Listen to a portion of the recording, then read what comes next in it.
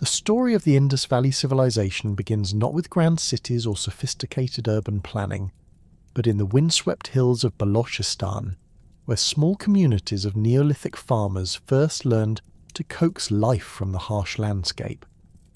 Around 7000 BC, at the site of Mehrgarh in present-day Pakistan, archaeological evidence reveals one of South Asia's earliest experiments in settled agriculture.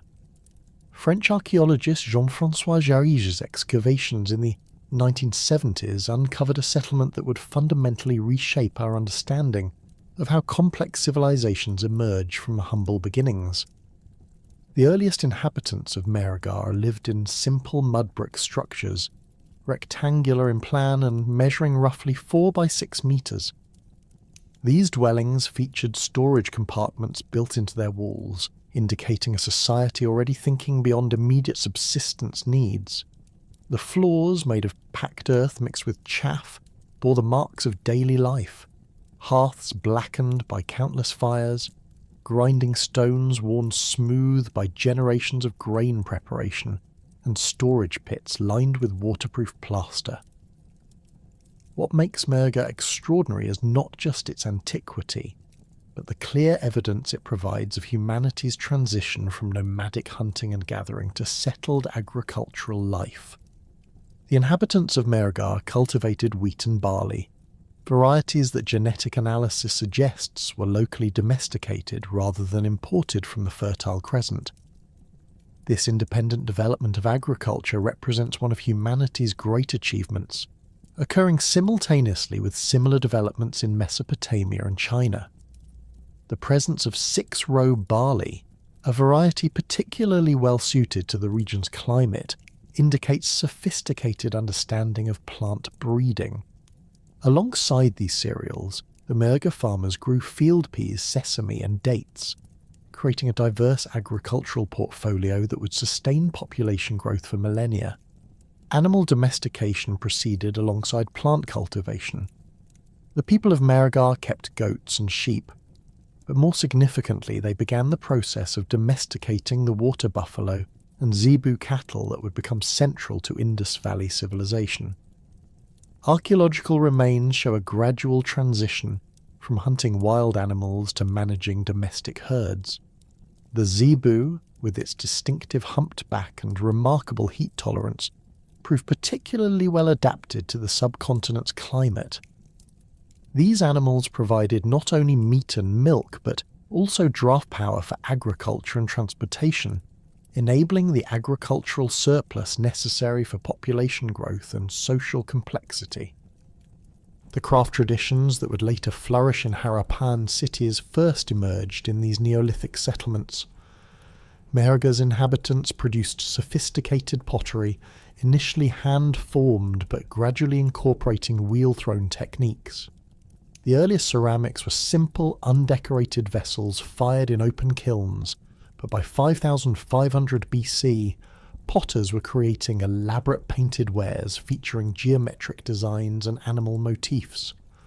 The consistency of these decorative patterns across different sites suggests the emergence of shared cultural traditions and possibly specialized craft production.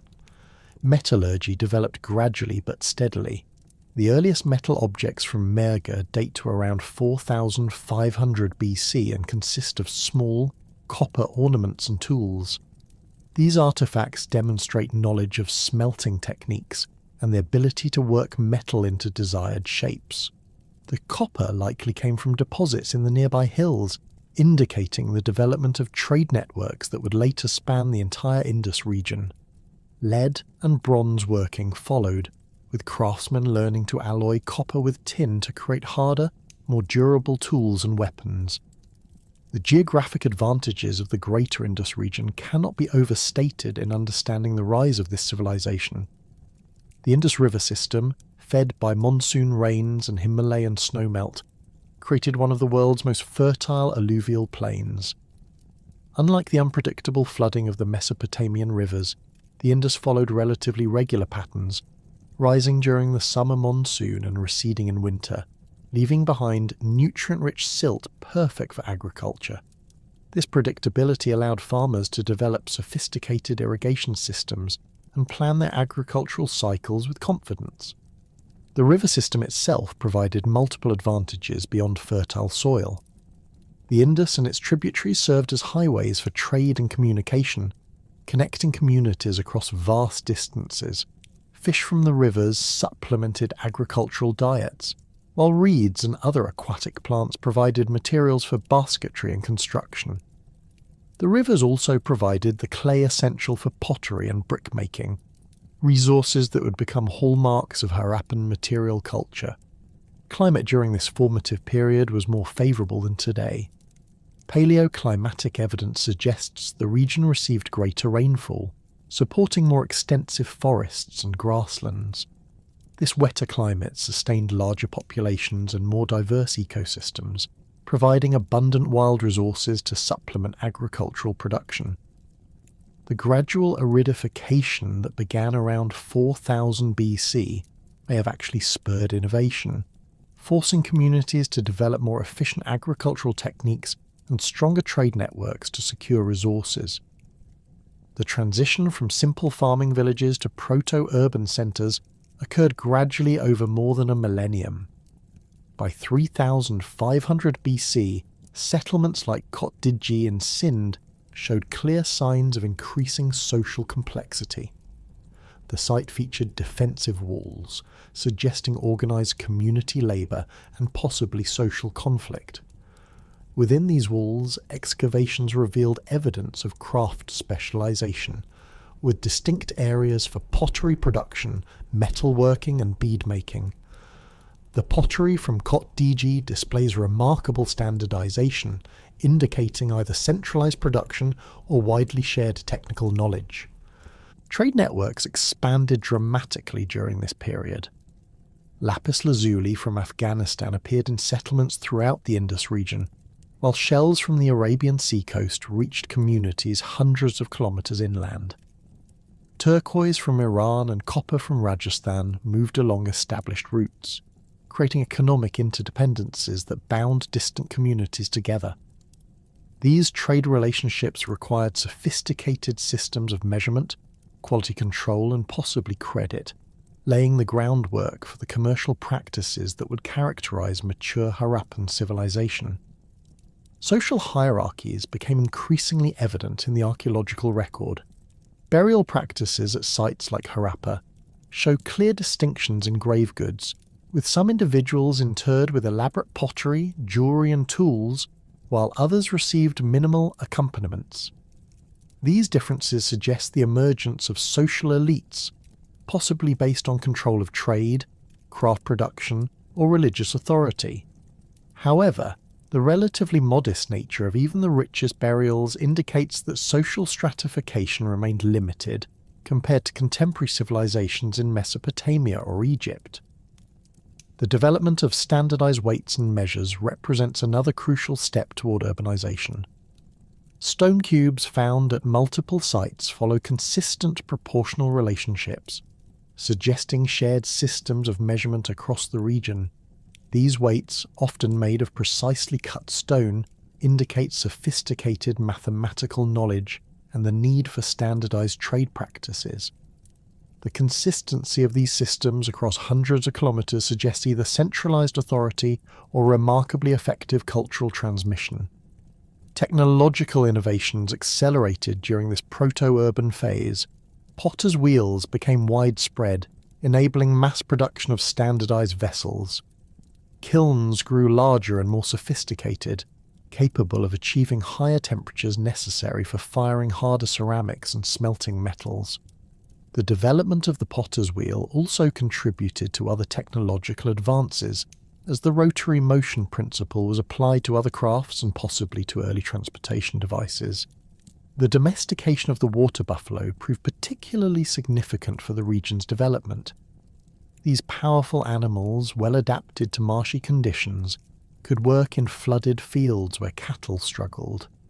Their ability to pull heavy ploughs through wet soil enabled the cultivation of previously unusable land, dramatically expanding agricultural potential. Water buffalo also provided rich milk, leather, and eventually became central to the region's transportation networks, capable of carrying heavy loads across difficult terrain. Craft specialization reached new levels of sophistication by 3000 BC. Beadmakers developed techniques for drilling tiny holes through hard stones like carnelian and agate, creating products that would become hallmarks of Indus Valley craftsmanship. The precision required for this work suggests full-time specialists with years of training. Similarly, metalworkers mastered lost wax casting techniques, enabling the production of complex bronze objects, including tools, weapons, and decorative items. The emergence of proto-writing systems during this period remains controversial but intriguing. Pottery from late Kotdiji levels bears symbols that may represent early attempts at symbolic communication. While these marks fall short of true writing, they suggest growing needs for record-keeping and communication that would eventually lead to the undeciphered Indus script.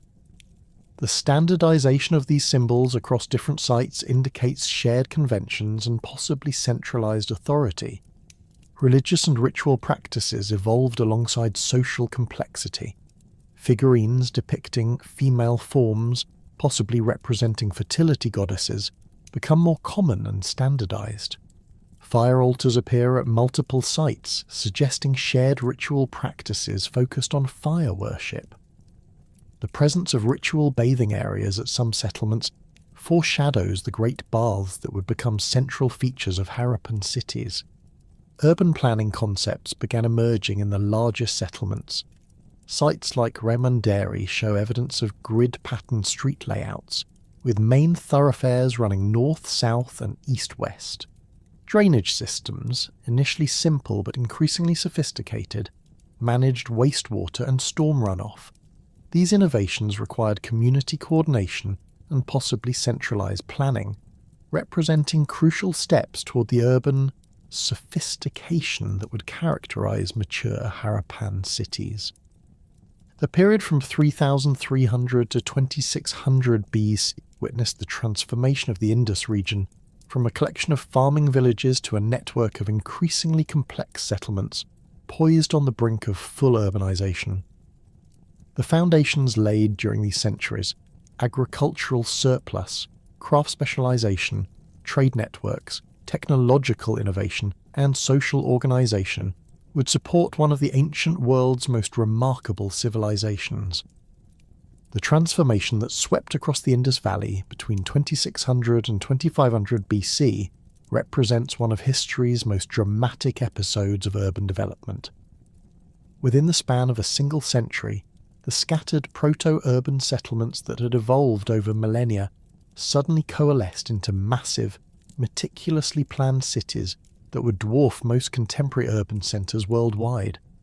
This urban revolution was not merely a matter of size, but of unprecedented sophistication in city planning, engineering, and social organisation. The emergence of Harappa marked the beginning of this urban transformation. Located in the Punjab region of present-day Pakistan, Harappa grew from a modest settlement into a sprawling metropolis covering over 150 hectares. Archaeological excavations by Sir Mortimer Wheeler in the 1940s and subsequent work by Pakistani and international teams revealed a city built according to principles that would not be seen again until Roman times. The settlement's strategic position along the Ravi River provided access to both fertile agricultural land and major trade routes connecting the mountains of Afghanistan with the Arabian Sea coast. Harappa's urban design reflected careful planning on a scale previously unknown in South Asia.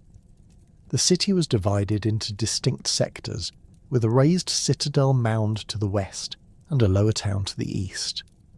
This citadel, measuring approximately 460 by 215 metres, rose nearly 15 metres above the surrounding plain and was surrounded by massive defensive walls constructed of fired brick. These fortifications, some sections reaching 6 metres in thickness, incorporated sophisticated architectural features including salients, bastions, and carefully designed gateways that controlled access to the upper city. The lower town of Harappa demonstrated even more remarkable urban planning principles. Streets ran in perfect cardinal directions, creating a grid system with main thoroughfares measuring up to 10 metres in width. These primary arteries intersected at right angles with secondary streets approximately 5 metres wide, which in turn connected to narrow lanes barely 2 metres across that provided access to individual residential blocks. The consistency of this grid pattern across the entire settlement indicates centralised planning authority capable of implementing and maintaining urban design standards across vast areas. Mohenjo-Daro, located in Sindh province approximately 600 kilometres southwest of Harappa, emerged as perhaps the most spectacular example of Indus Valley urban planning. The site's modern name, meaning Mound of the Dead, belies the vibrant metropolis that once housed an estimated 40,000 inhabitants. Like Harappa, Mohenjo-Daro featured the characteristic division between citadel and lower town, but its preservation allows for more detailed analysis of Harappan urban design principles. The citadel at Mohenjo-Daro contained some of the most impressive public architecture of the ancient world. The Great Bath, a rectangular pool measuring 12 by 7 metres and 2.4 metres deep, was constructed with precisely fitted fired bricks and sealed with bitumen to prevent leakage. Steps at both ends provided access to the pool, while a sophisticated drainage system allowed for controlled filling and emptying. Surrounding the bath were galleries, private chambers, and what appears to have been a large assembly hall, suggesting this complex served important public functions, possibly related to ritual purification or community gatherings. Adjacent to the Great Bath stood a massive granary complex featuring a series of parallel halls with thick walls designed to protect stored grain from moisture and pests. Ventilation channels built into the floor allowed air circulation to prevent spoilage, while loading platforms facilitated the movement of heavy grain sacks. The granary's capacity, estimated at over 1,600 cubic metres, could store enough grain to feed thousands of people for extended periods, indicating centralised control over food distribution. The lower town of Mohenjo-Daro showcased residential architecture that prioritised privacy, hygiene and comfort.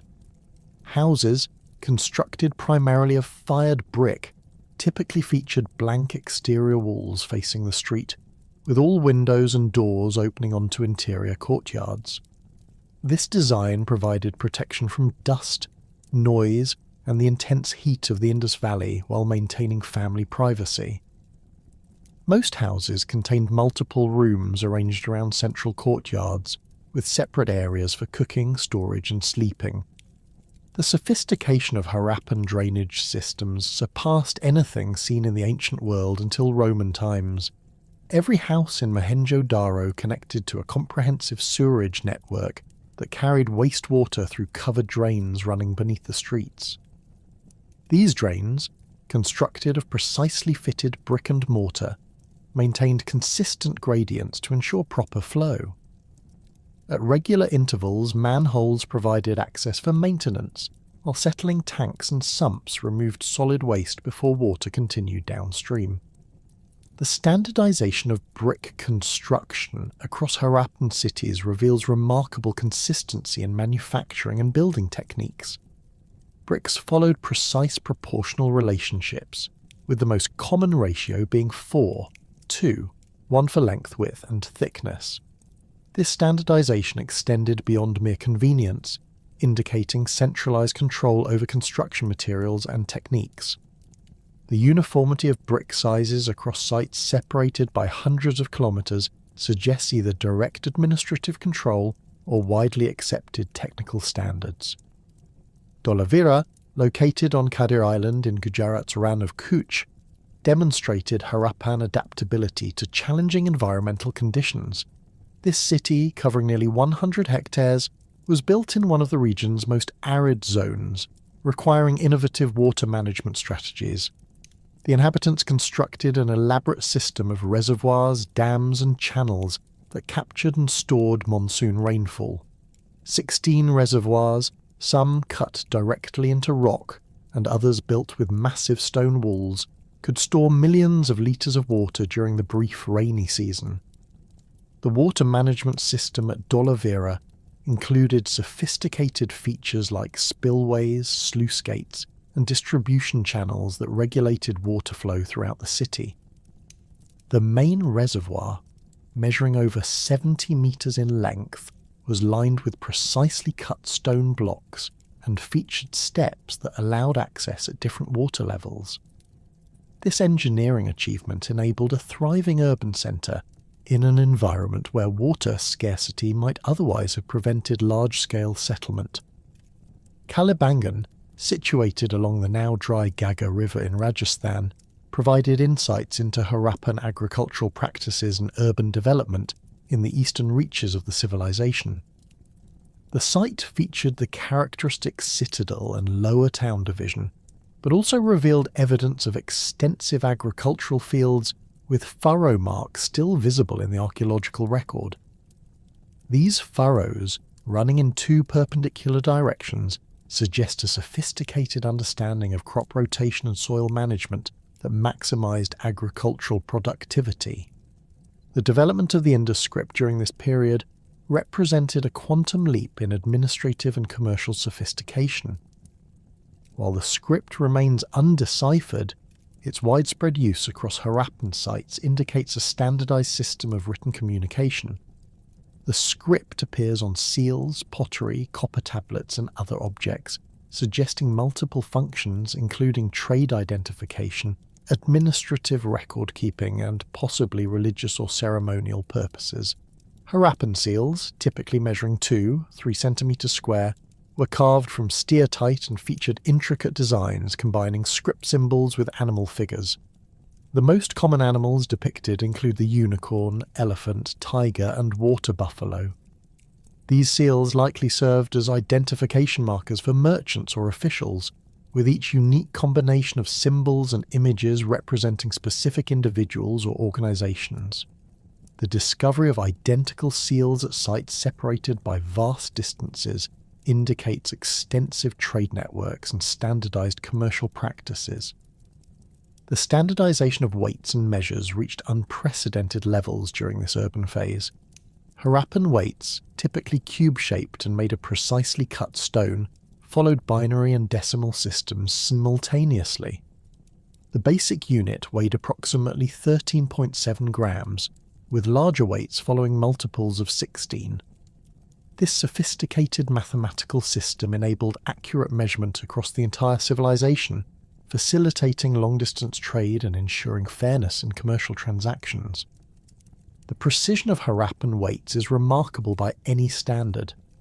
Modern analysis reveals variations of less than 1% between weights of the same denomination found at different sites, indicating either centralized manufacturing or extremely rigorous quality control standards.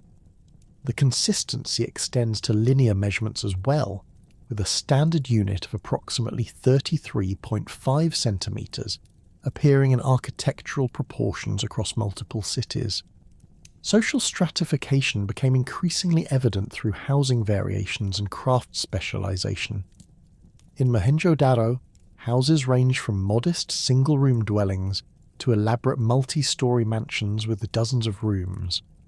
The largest residences featured private wells, elaborate drainage systems, and separate quarters for servants or workers.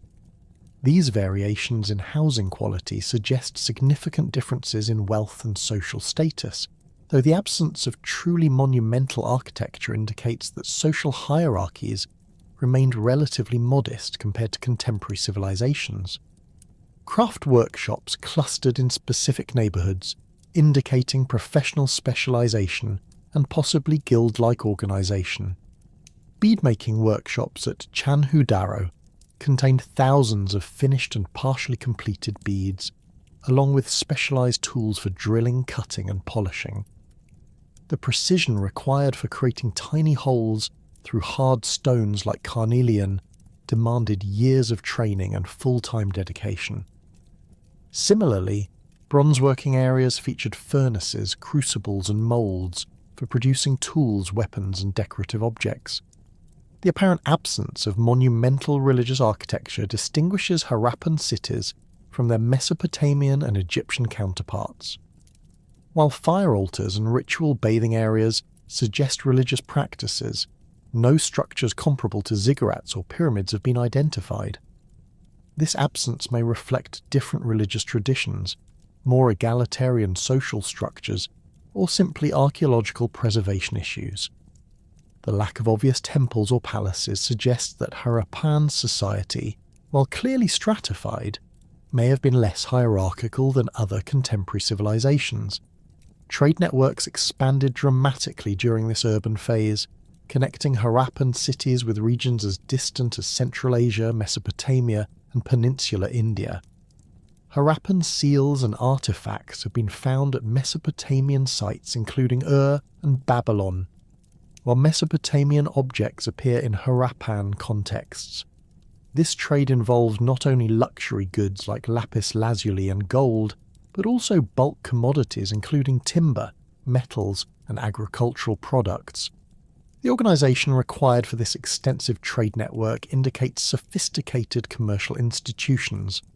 Standardised weights and measures facilitated transactions across cultural boundaries, while the uniform quality of Harappan products suggests quality control systems that maintained the civilization's commercial reputation. The presence of what appear to be warehouses and trading posts at major sites indicates organised storage and distribution systems that could handle large volumes of goods. Manufacturing techniques reached new levels of sophistication during this period. Harappan craftsmen mastered the production of faience, a glazed ceramic material that required precise temperature control and chemical knowledge. Bronze working advanced beyond simple tools to include complex castings like the famous dancing girl figurine from Mohenjo-Daro, which demonstrates remarkable artistic skill and technical mastery of the lost wax casting process. Textile production, while poorly preserved in the archaeological record, appears to have been highly developed based on indirect evidence. Spindle whorls, loom weights, and dye vats found at multiple sites suggest large-scale cloth production. The presence of cotton seeds at Merga indicates that the Indus Valley may have been among the world's first regions to cultivate and process cotton into textiles, an innovation that would have significant economic implications.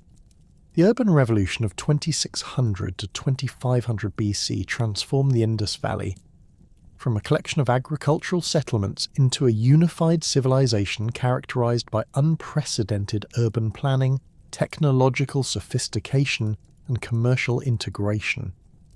These achievements in city planning, engineering, and social organization established foundations that would support Harappan civilization for the next 5 centuries, creating one of antiquity's most remarkable urban societies. The prosperity that sustained Harappan civilization for 6 centuries rested fundamentally on an economic foundation unlike anything previously seen in the ancient world. By 2500 BC, the great cities established during the urban revolution had evolved into nodes of a vast commercial network that stretched from the lapis lazuli mines of Badakhshan in Afghanistan to the pearl beds of Gujarat's coast. This transformation from regional urban centres to international trading hubs marked the beginning of the Harappan Golden Age, when standardised production, sophisticated logistics, and quality control systems enabled merchants from the Indus Valley to compete successfully in markets across the known world. Archaeological evidence from Lothal, a Harappan port city in Gujarat, reveals the extraordinary scope of this commercial enterprise. The site, covering 285 hectares along the Bhogavo River, featured what may be the world's oldest known dock, a rectangular basin measuring 214 by 37 metres and constructed with precisely fitted fired bricks. The dock's design incorporated a sophisticated lock system that allowed ships to enter during high tide and remain safely harboured when water levels dropped.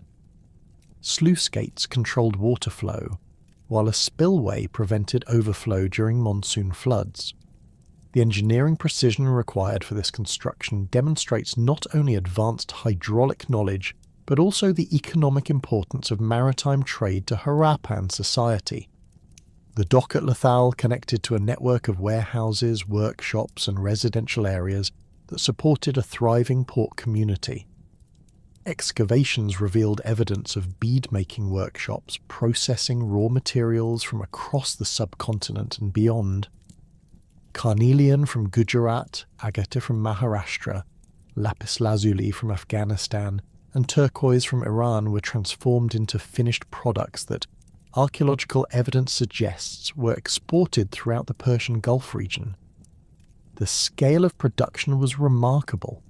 One workshop area contained over 4,000 finished beads and thousands more in various stages of completion. The technical sophistication of Harappan bead-making surpassed contemporary production anywhere in the world.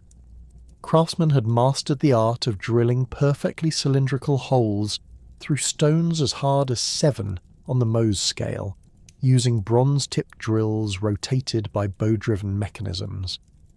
The precision achieved was extraordinary. Holes barely 1 millimeter in diameter maintained consistent width and perfect straightness through beads up to several centimeters long. This level of technical mastery required not only individual skill, but also standardized training methods and quality control systems that ensured consistent output across multiple workshops. Harappan merchants established trading posts and colonies throughout their commercial sphere, creating a network of interconnected settlements that facilitated long-distance exchange. At Shortugai in northern Afghanistan, excavators found a complete Harappan settlement featuring characteristic urban planning, standardized brick construction, and typical Harappan artifacts. Located near lapis lazuli sources, this outpost served as a collection and processing center for one of the ancient world's most valuable commodities. The presence of Harappan seals, weights, and pottery at the site indicates direct administrative control, rather than merely commercial relationships with local populations. Similar Harappan settlements appeared along trade routes throughout Balochistan and into Central Asia.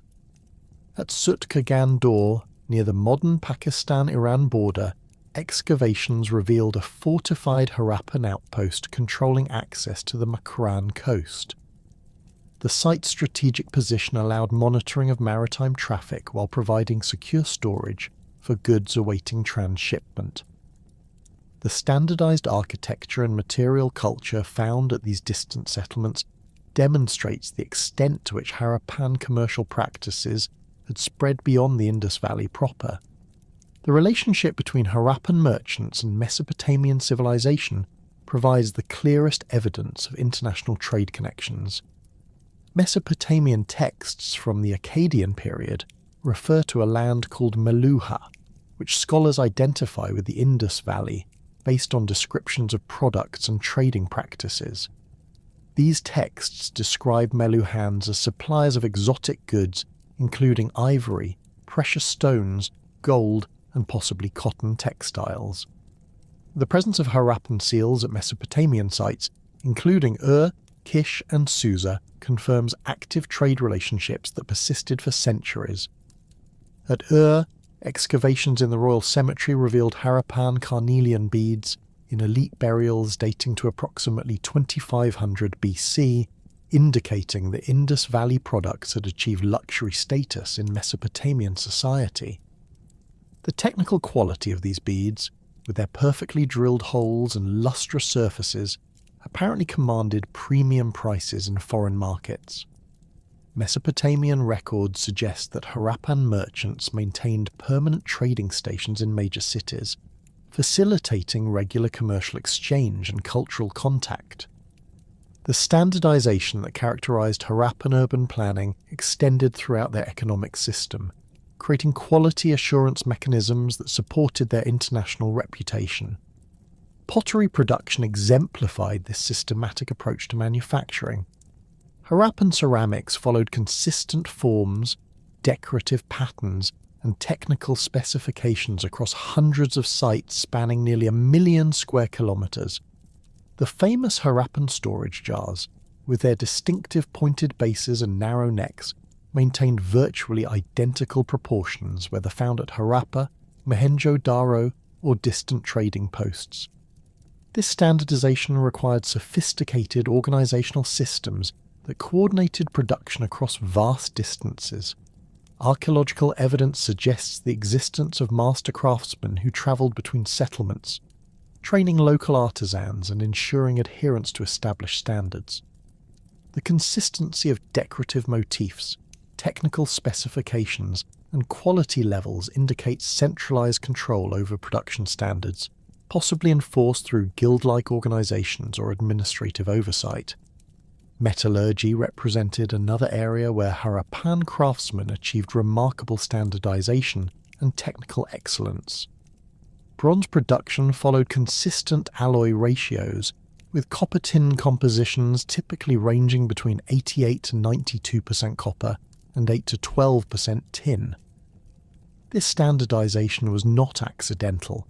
It produced bronze with optimal properties for specific applications. Tools required harder alloys with higher tin content, while decorative objects used softer compositions that were easier to work but maintained attractive appearance. The scale of Harappan metal production was substantial. At Harappa itself, excavations revealed extensive copper-working areas with furnaces, crucibles and slag heaps, indicating large-scale smelting operations. Raw copper likely came from mines in Rajasthan and Balochistan, while tin sources remain uncertain but probably included deposits in Afghanistan or Central Asia. The logistics required to transport these raw materials, process them into standardized alloys, and distribute finished products throughout the civilization demonstrates sophisticated supply chain management. Textile production, though poorly preserved in the archaeological record, appears to have been a major component of Harappan commerce. Cotton cultivation, first developed in the Indus Valley region, provided raw material for what may have been the world's first large-scale textile industry. Spindle whorls found at numerous sites show remarkable consistency in size and weight, suggesting standardized thread production. The presence of dye vats and mordanting facilities at several locations indicates that Harappan textiles incorporated sophisticated colouring techniques that would have enhanced their value in international markets. Evidence for textile exports comes primarily from Mesopotamian sources, which describe fine fabrics from Meluha that were highly prized by elite consumers. The absence of significant textile remains in Harappan archaeological contexts may actually support the export hypothesis, as high-quality cloth would have been too valuable to discard casually. The technical knowledge required for cotton cultivation, processing, spinning, weaving and dyeing suggests a highly developed industry with specialized workers and sophisticated production methods. The administrative systems that coordinated this vast commercial enterprise remain partially mysterious due to the undeciphered Indus script, but archaeological evidence provides insights into their sophistication. The standardized weights and measures that characterized Harappan civilization extended beyond simple trade facilitation to encompass comprehensive systems of quality control, inventory management, and commercial regulation. Seals serve not only as identification markers, but also as guarantees of quality and authenticity that protected both merchants and consumers. The binary and decimal weight systems used throughout Harappan territory demonstrate mathematical sophistication that facilitated complex commercial calculations. Merchants could easily convert between different denominations and calculate quantities for bulk transactions. The precision of these weights, with variations of less than 1% between examples found at different sites, indicates manufacturing standards that would not be matched until much later periods in world history. Storage and distribution systems reached remarkable levels of organization during this period. The great granaries at Harappa and Mohenjo-Daro were complemented by smaller storage facilities at numerous sites throughout the civilization. These warehouses featured sophisticated ventilation systems, moisture control measures, and security arrangements that protected valuable commodities from spoilage and theft. The standardized design of storage facilities suggests centralized planning and possibly coordinated management across multiple locations. Archaeological evidence from Dolavira reveals additional aspects of Harappan commercial organization. The site featured what appears to have been a marketplace area with standardized stall foundations and associated storage facilities. The layout suggests regulated commercial activity with designated spaces for different types of merchants or products. The presence of public scales and measuring devices indicates official oversight of commercial transactions, ensuring fair dealing and maintaining the reputation of Harappan merchants. The diversity of goods flowing through Harappan trade networks was extraordinary for the ancient world. Archaeological finds include materials and finished products from virtually every region of South Asia and many areas beyond. Gold from Karnataka, silver from Afghanistan, copper from Rajasthan, tin from unknown sources, ivory from Gujarat forests, pearls from coastal waters, and precious stones from multiple locations all moved through Harappan commercial channels. This diversity required sophisticated logistics systems capable of coordinating multiple supply chains and managing complex inventories. Manufacturing centres specialised in processing these diverse raw materials into finished products for both domestic consumption and export. At Mohenjo-Daro, excavations revealed extensive workshops producing seals, beads, pottery, and metal objects. The organisation of these workshops suggests assembly line production methods with different craftsmen specialising in specific stages of the manufacturing process. This division of labour increased efficiency and quality while reducing production costs, giving Harappan merchants competitive advantages in international markets. The technical innovations that supported this commercial expansion included advances in transportation, communication, and production technology. Harappan merchants developed standardized containers for bulk goods, wheeled carts for overland transport, and boats capable of navigating both rivers and coastal waters. The uniformity of cartwheel dimensions found at multiple sites suggests standardized axle widths that allowed interchangeable parts and simplified maintenance during long-distance journeys. Quality control systems extended beyond standardized weights and measures to encompass comprehensive testing and certification procedures. Archaeological evidence suggests that finished products underwent inspection before distribution, with substandard items rejected or recycled. This systematic approach to quality assurance maintained the reputation of Harappan products in competitive international markets and supported premium pricing for superior craftsmanship. The economic prosperity generated by this commercial system supported not only the great cities, but also hundreds of smaller settlements throughout Harappan territory. Archaeological surveys have identified over 1,400 Harappan sites, ranging from major urban centres to small farming villages and specialised production centres. This settlement hierarchy indicates a sophisticated economic system that coordinated production, processing, and distribution across multiple levels of organisation. Regional specialisation became increasingly pronounced during this period, with different areas focusing on particular products or production stages. The Kholistan region specialised in agricultural production, Gujarat concentrated on maritime trade and bead manufacturing, Balochistan focused on mineral extraction and processing, while the core Indus Valley cities served as administrative and commercial centres, coordinating the entire system. The economic prosperity that sustained Harappan civilization created a society whose social organisation continues to puzzle archaeologists and historians. Unlike their contemporaries in Mesopotamia and Egypt, where monumental architecture and elaborate royal burials clearly delineated rigid hierarchies, Harappan society presents a more enigmatic picture. The archaeological evidence suggests a civilization that achieved remarkable coordination and standardization without the extreme social stratification typically associated with early urban societies. Housing patterns across Harappan cities reveal a society with significant but not extreme social differentiation. At Mohenjo-Daro, residential architecture ranged from modest single-room dwellings measuring barely 3 by 4 metres to elaborate multi-storey mansions covering over 200 square metres. The largest residences, such as the so-called Priest King's house, featured dozens of rooms arranged around multiple courtyards, private wells, sophisticated drainage connections, and separate quarters that may have housed servants or extended family members.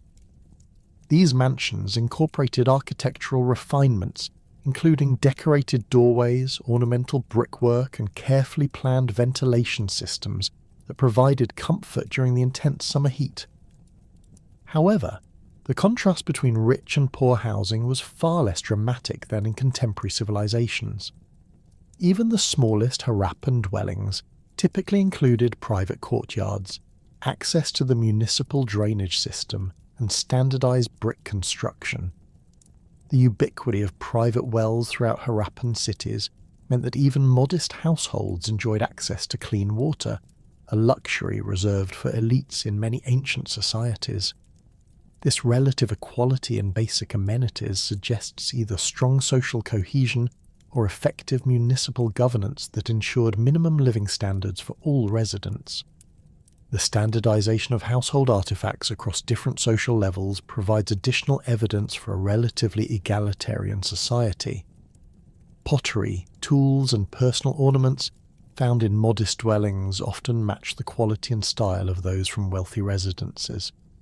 The famous Harappan storage jars, with their distinctive forms and decorative patterns, appeared in households throughout the social spectrum, suggesting that even luxury goods were accessible to middle-class families. This distribution pattern contrasts sharply with contemporary civilizations where elite goods were strictly reserved for the upper classes. Burial practices at Harappan sites reinforce the impression of limited social stratification. The cemetery at Harappa contained graves with varying quantities of burial goods, but none approached the lavish displays found in Mesopotamian royal tombs or Egyptian pyramids. The richest Harappan burials included pottery vessels, bronze mirrors, shell bangles, and occasional gold or silver ornaments, but these grave goods represented modest wealth rather than extreme luxury. More significantly, the burial positions and treatment of bodies showed remarkable consistency across social levels, suggesting shared religious beliefs and cultural practices that transcended economic differences. The absence of obvious royal or priestly burials has led some scholars to propose that Harappan society was governed by merchant guilds or republican institutions rather than monarchical dynasties. This hypothesis gained support from the apparent lack of monumental palaces or temples that typically housed ancient rulers. The largest public buildings at Harappan sites, such as the Great Bath at Mohenjo-Daro and the granaries at multiple cities, served community functions rather than glorifying individual rulers. Analysis of skeletal remains from Harappan cemeteries reveals additional insights into social organization and daily life. The population showed relatively good health and nutrition, with average heights comparable to modern South Asian populations. Evidence of healed fractures and dental work suggests access to medical care across social levels.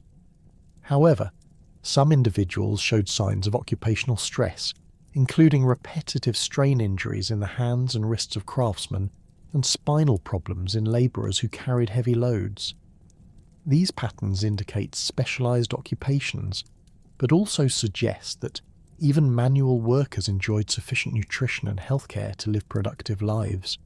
Religious and ritual practices in Harappan civilization must be reconstructed entirely from archaeological evidence, as the undeciphered script provides no textual insights into beliefs and ceremonies. The most famous religious artifact, the limestone sculpture dubbed the Priest King found at Mohenjo-Daro, depicts a bearded figure wearing a trefoil-patterned robe and an elaborate headband. The figure's half-closed eyes and serene expression suggest meditation or spiritual contemplation, while the sophisticated carving technique demonstrates the high artistic standards achieved by Harappan sculptors. The Priest King statue measures 17.5 centimetres in height and was carved from a single piece of steatite, then covered with a lime paste and painted. The trefoil pattern on the robe, filled with red pigment, may represent a sacred symbol, while the headband incorporates a circular ornament that could signify religious or political authority. The figure's carefully groomed beard and moustache, along with a precise rendering of facial features, suggest portraiture of a specific individual rather than a generic representation. The absence of obvious royal regalia, however, makes the figure's exact role uncertain. Ritual bathing appears to have played a central role in Harappan religious practice, as evidenced by the Great Bath at Mohenjo-Daro and similar facilities at other sites. The Great Bath's construction incorporated waterproofing techniques using bitumen and gypsum mortar that prevented leakage, while the surrounding galleries and chambers suggest ceremonial processions or gatherings. The pool's dimensions and the precision of its construction indicate that ritual bathing was sufficiently important to justify major public investment. Smaller bathing facilities appeared throughout Harappan cities, suggesting that ritual purification was practiced at both community and household levels.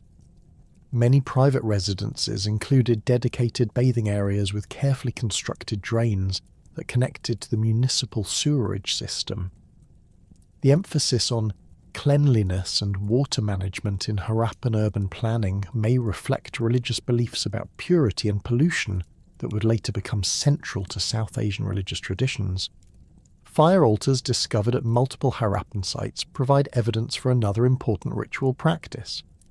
These installations, typically constructed of fired brick and featuring central fire pits surrounded by offering areas, suggest ceremonies involving burnt offerings. At Kalibangan, excavators found a series of fire altars on the citadel mound, arranged in rows and associated with bathing platforms and wells. The standardized construction of these altars across different sites indicates shared ritual practices and possibly centralized religious authority. The altars contained ash and charcoal deposits, along with fragments of pottery and animal bones, suggesting offerings of food and drink to deities or ancestors. The presence of terracotta cakes, possibly representing bread or other baked goods, indicates that grain products played a role in religious ceremonies. These practices may represent early forms of the fire worship that would later become prominent in Vedic religion, though direct connections remain speculative. Fertility symbolism pervaded Harappan material culture, suggesting religious beliefs focused on agricultural prosperity and human reproduction. Terracotta figurines depicting women with elaborate headdresses and jewellery appear at sites throughout the civilization.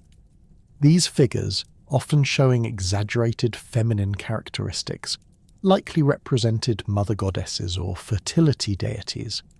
The consistency of their iconography across vast distances suggests shared religious beliefs and possibly organised worship practices. Male fertility symbols also appeared in Harappan art, including the famous dancing girl bronze figurine from Mohenjo-Daro and numerous phallic stones found at various sites. The dancing girl, measuring 10.5 centimetres in height, depicts a nude female figure with one arm on her hip and the other adorned with bangles. The figure's confident pose and elaborate jewellery suggest high social status, while the technical mastery required for the lost wax casting demonstrates sophisticated metallurgical skills. Animal symbolism played a prominent role in Harappan religious iconography, with certain species appearing repeatedly on seals and other artefacts. The unicorn, depicted on nearly 60% of Harappan seals, may represent a mythical creature or a stylized version of a real animal such as the rhinoceros or aurochs. The consistent portrayal of this animal across the civilization suggests it held special religious or symbolic significance, possibly serving as a protective deity or clan totem. Other animals frequently depicted in Harappan art include elephants, tigers, water buffalo, and various birds. The elephant appears both as a naturalistic representation and in more stylized forms, sometimes associated with human figures or ritual scenes. Tigers shown with characteristic stripes and powerful builds may have represented strength or served as symbols of particular deities. The presence of these animals in urban contexts, where they would not have been encountered in daily life, suggests their symbolic rather than literal significance. Daily life in Harappan cities revolved around well-established routines supported by sophisticated urban infrastructure. Most families rose before dawn to avoid the intense heat that characterized much of the year in the Indus Valley. The first task involved drawing water from private wells or public sources, using standardized pottery vessels that archaeologists have found in virtually every household. These water jars, with their distinctive narrow necks and pointed bases, were designed to keep contents cool through evaporation while minimizing contamination. Breakfast typically consisted of wheat cakes or barley porridge, prepared on terracotta griddles over wood or dung fires. Archaeological evidence suggests that Harappan families consumed a varied diet including wheat, barley, peas, sesame, dates, and melons. Meat consumption appears to have been limited, with water buffalo, cattle, and goat providing occasional protein supplements. The standardized grinding stones found in most households indicate that grain processing was primarily a domestic activity, though large-scale milling facilities at some sites suggest commercial production for urban markets. Children in Harappan society enjoyed access to sophisticated toys and games that provide insights into both recreational activities and educational practices. Terracotta toys included miniature carts with movable wheels, animal figurines, and whistles shaped like birds. These toys, found in houses across the social spectrum, suggest that childhood play was valued regardless of family economic status. The technical quality of many toys, with carefully modelled details and functional moving parts, indicates specialised craftsmen dedicated to children's entertainment. Board games represented another important recreational activity, with several examples discovered at Harappan sites. The game boards, typically made of fired clay or stone, featured geometric patterns of squares or holes that may have been used with dice or game pieces. The rules of these games remain unknown, but their presence in multiple households suggests they were popular pastimes that brought families together during leisure hours. Jewellery and personal adornment played significant roles in Harappan daily life, with both men and women wearing elaborate ornaments made from precious metals, stones, and shells. Archaeological finds include gold and silver bangles, necklaces of carnelian and agate beads, shell ornaments, and bronze mirrors. The technical sophistication of Harappan jewellery, particularly the precision drilling of stone beads and the delicate metalwork of gold ornaments, demonstrates highly developed craftsmanship and aesthetic sensibilities. The distribution of jewellery across different social levels suggests that personal adornment was accessible to most urban residents, though the quality and materials varied according to economic status. Even modest households contained shell bangles and simple bead necklaces, while wealthy families possessed elaborate gold ornaments and precisely crafted stone jewellery. This pattern indicates a society that valued personal appearance and had developed efficient production and distribution systems for decorative objects. Clothing in Harappan society must be reconstructed from indirect evidence, as organic materials rarely survive in archaeological contexts. However, the presence of numerous spindle whorls, loom weights, and dyeing vats indicates sophisticated textile production. Cotton cultivation in the Indus Valley provided raw material for what may have been the world's first large-scale cotton textile industry. The standardized sizes of spindle whorls suggest consistent thread production, while the variety of dyeing facilities indicates that Harappan textiles incorporated multiple colors and decorative patterns. The famous Priest King statue provides the clearest evidence for Harappan clothing styles, showing a figure wearing a robe decorated with trefoil patterns. The garment appears to be draped rather than tailored, suggesting clothing styles that emphasize flowing fabrics rather than fitted construction. The elaborate headband worn by the figure, along with similar ornaments found in archaeological contexts, indicates that headwear played important roles in indicating social status or religious affiliation. Household activities in Harappan cities were organized around central courtyards that served multiple functions. These spaces provided areas for food preparation, craft activities, storage, and social interaction. The courtyards also served as light wells that illuminated interior rooms and provided ventilation during hot weather. Most courtyards included wells, storage areas, and cooking facilities that made them the focal points of domestic life.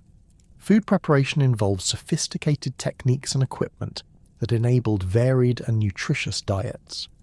Harappan kitchens typically included multiple types of cooking vessels, storage containers, and processing tools. Large storage jars held grain supplies, while smaller vessels contained spices, oils, and other ingredients. Cooking techniques included boiling, roasting, and baking, with specialized equipment for each method. The presence of tandoor-like ovens at some sites suggests that bread baking was an important culinary technique. The organization of craft production within households indicates that many families supplemented their income through specialized manufacturing. Bead-making workshops appeared in residential areas, with entire families involved in different stages of production. Children might sort raw materials, women could perform detailed drilling work, and men handled the more physically demanding tasks of stone cutting and polishing. This household-based production system enabled efficient use of family labour while maintaining quality control through direct supervision. Domestic animals played important roles in Harappan household economy and daily life. Water buffalo provided milk, draft power, and eventually meat, while serving as valuable assets that could be traded or sold during economic difficulties. Cattle fulfilled similar functions, though they appear to have been less common than water buffalo in urban contexts. Chickens provided eggs and meat, while dogs served as companions and guards. The standardized feeding troughs and animal shelters found at many sites indicate systematic care for domestic animals. The sophisticated urban centres and extensive trade networks that characterized mature Harappan civilization required coordination on a scale unprecedented in the ancient world, yet the mechanisms by which this coordination was achieved remain among archaeology's most perplexing mysteries. Unlike their contemporaries in Mesopotamia, where cuneiform tablets document the activities of kings and their bureaucracies, or in Egypt, where hieroglyphic inscriptions glorify pharaohs and their divine authority, the Harappans left behind no decipherable records of their political organization. This absence of textual evidence, combined with the puzzling lack of obvious royal palaces or monumental architecture celebrating individual rulers, has forced scholars to reconstruct Harappan governance systems entirely from material remains. The standardization that permeated every aspect of Harappan civilization provides the most compelling evidence for centralized administrative control. The uniformity of brick sizes across sites separated by hundreds of kilometers could not have been maintained without systematic oversight and quality control mechanisms. At Harappa, standard bricks measured 28 by 14 by 7 centimeters, following a precise 4:1 ratio that appears at Mohenjo-Daro, Dholavira, Kalibangan, and dozens of smaller settlements. This consistency extended beyond mere convenience to encompass a comprehensive system of technical standards that governed construction practices throughout the civilization. The precision of Harappan weights and measures reveals even more sophisticated administrative systems. Stone cubes used for weighing followed binary progressions with remarkable accuracy, varying less than 1% between examples found at different sites. The smallest weight unit, approximately 13.7 grams, was multiplied by factors of 2, 4, 8, and 16 to create larger denominations. Simultaneously, a decimal system operated alongside the binary progression, with weights of 100, 200, and 500 units serving commercial transactions. This dual mathematical system required not only advanced understanding of numerical relationships, but also institutional mechanisms to maintain standards across vast territories. Linear measurements showed similar standardization, with a basic unit of approximately 33.5 centimeters appearing in architectural proportions throughout Harappan territory. This Harappan foot governed the dimensions of streets, buildings, and public works with consistent application that suggests centralized planning authority. The main thoroughfares at Mohenjo-Daro measured precisely 10.5 meters in width, exactly 30 Harappan feet, while secondary streets maintained consistent widths of 5.25 meters or 15 feet. Such precision across multiple cities indicates systematic urban planning that extended far beyond local administrative capabilities. The drainage systems that connected every Harappan house to comprehensive sewerage networks demonstrate coordination between individual construction and municipal infrastructure that required sophisticated administrative oversight. At Mohenjo-Daro, covered drains running beneath the streets maintained consistent gradients and construction standards that ensured proper wastewater flow throughout the city. The integration of private household drains with public sewerage systems required building codes and inspection procedures that coordinated private construction with municipal engineering projects. Archaeological evidence suggests that Harappan administrative systems operated through a combination of centralized standard setting and decentralized implementation. The uniformity of technical specifications indicates central authority capable of establishing and enforcing civilization-wide standards, while regional variations in decorative styles and local adaptations suggest considerable local autonomy in implementation. This balance between standardization and flexibility may have been key to maintaining political stability across such vast territories and diverse environmental conditions. The absence of clearly identifiable palaces or royal residences in Harappan cities presents one of the most significant challenges to understanding their political organization. Unlike Mesopotamian cities, where massive palace complexes housed rulers and their extensive bureaucracies, Harappan settlements contain no buildings that obviously served as royal residences. The largest structures, such as the Great Bath and Granary complexes at Mohenjo-Daro, served apparent public functions rather than glorifying individual rulers or providing private luxury for elite families. The so-called Priest King's House at Mohenjo-Daro, despite its modern designation, shows no clear evidence of royal occupation. This large residence, covering approximately 200 square meters, featured multiple courtyards, sophisticated drainage connections, and high-quality construction, but lacked the throne rooms, audience halls, or treasure chambers typically associated with royal palaces. The building's layout suggests wealthy merchant or administrator housing rather than monarchical residence, indicating that even the elite lived in structures that prioritize comfort and functionality over political display. This absence of monumental royal architecture extends to religious buildings, where Harappan cities again differ dramatically from contemporary civilizations. Mesopotamian ziggurats and Egyptian temples served not only religious functions, but also as symbols of royal power and divine authority. The lack of comparable structures in Harappan cities suggests either different religious traditions that did not require monumental architecture or political systems that did not depend on religious legitimacy for royal authority. The interpretation of this architectural evidence has led scholars to propose various alternative models for Harappan political organization. Some suggest that the civilization was governed by merchant oligarchies, where wealthy traders collectively managed urban centers and coordinated interregional commerce. The sophisticated commercial systems and standardized production methods that characterized Harappan civilization would have required extensive coordination that merchant organizations could have provided without centralized royal authority.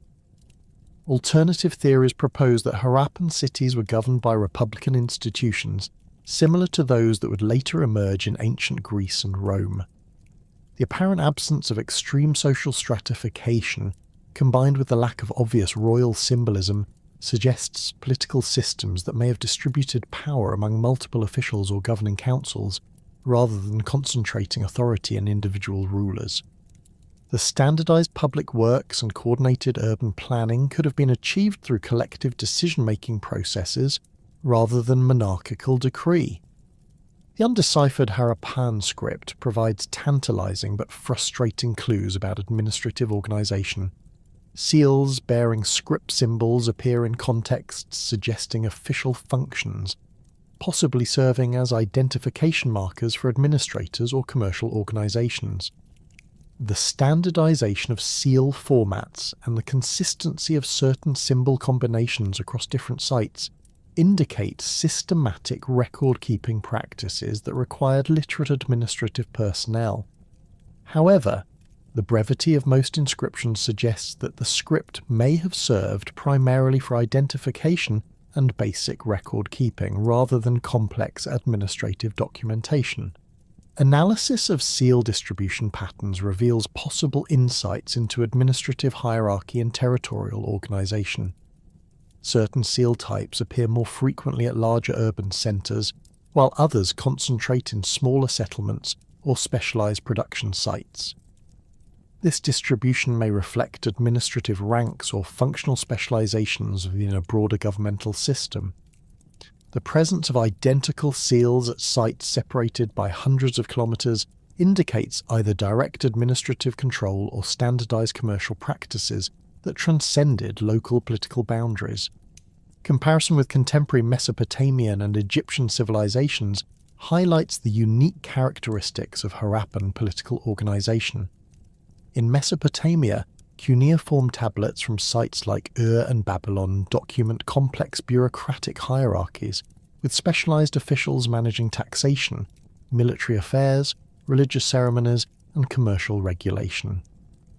Royal inscriptions celebrate military victories, construction projects, and divine favour, providing clear evidence for monarchical authority and its ideological justification. Egyptian civilization during the same period featured even more centralized royal authority, with pharaohs claiming divine status and constructing massive monuments to ensure their immortality. The pyramid complexes at Giza, built during the 4th dynasty, required coordination of tens of thousands of workers and represented state resources on a scale that dwarfed any known Harappan construction project. These monuments served not only as royal tombs, but also as symbols of pharaonic power that reinforced political authority through architectural grandeur. The contrast with Harappan civilization is striking. While Mesopotamian and Egyptian rulers invested enormous resources in monuments celebrating their individual achievements, Harappan leaders, if they existed, apparently prioritized practical infrastructure that served entire communities. The sophisticated drainage systems, public baths, and granary complexes that characterized Harappan cities represented collective investments in urban welfare rather than individual glorification. This difference in priorities may reflect distinct political ideologies or practical adaptations to environmental and economic conditions. The Harappan emphasis on trade and commerce may have required more collaborative political structures that could coordinate complex economic activities without the rigid hierarchies that characterized agricultural states in Mesopotamia and Egypt. The environmental challenges of the Indus Valley, including seasonal flooding and periodic droughts, may have favored political systems that emphasized collective resource management over individual accumulation of wealth and power. Archaeological evidence for conflict and warfare in Harappan civilization remains surprisingly limited, contributing to debates about whether these societies were unusually peaceful or whether evidence of violence has simply not been preserved. The defense walls that surrounded major cities like Harappa and Mohenjo-Daro indicate awareness of potential threats, but these fortifications appear designed more for flood control and urban organization than military defense. The walls at Harappa, constructed of fired brick and reaching heights of up to 15 meters, incorporated sophisticated drainage systems and featured gateways that facilitated commercial traffic rather than military control. Weapons found in Harappan archaeological contexts consist primarily of tools that could serve dual purposes rather than specialized military equipment.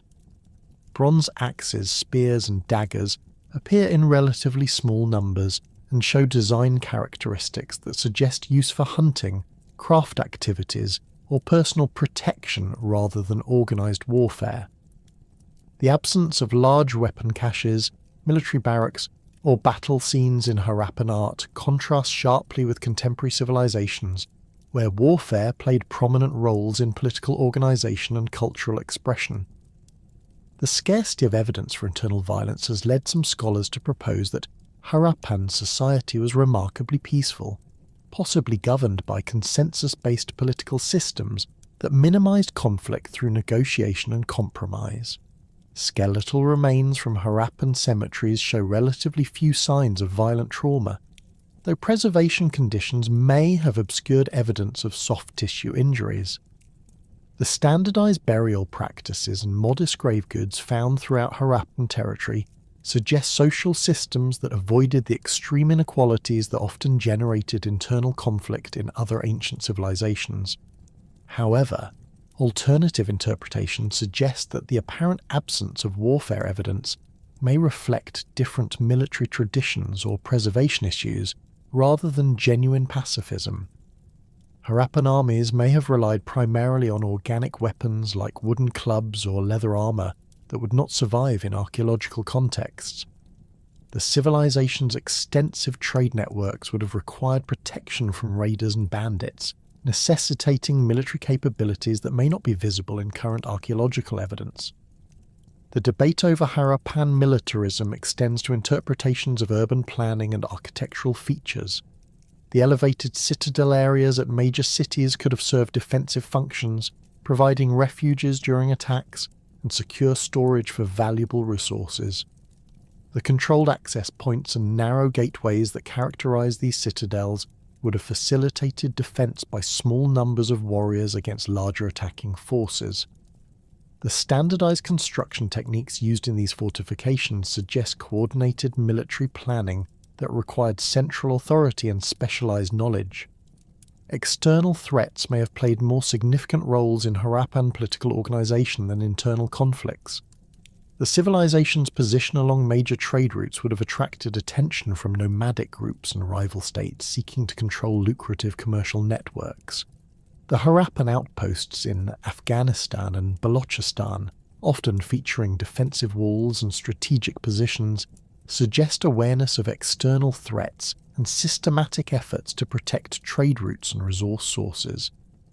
The relationship between Harappan merchants and foreign powers provides another perspective on political organization and military capabilities. Mesopotamian texts referring to Meluhha describe diplomatic and commercial relationships that apparently operated without major military conflicts. This suggests that Harappan political systems were sufficiently organized and militarily capable to negotiate as equals with major contemporary powers, even if they chose to emphasize commerce over conquest. The evidence for specialized craft production and quality control systems indicates administrative capabilities that could have supported military organization if required. The coordination necessary to maintain standardized production across hundreds of sites demonstrates logistical expertise that could have been applied to military supply and coordination.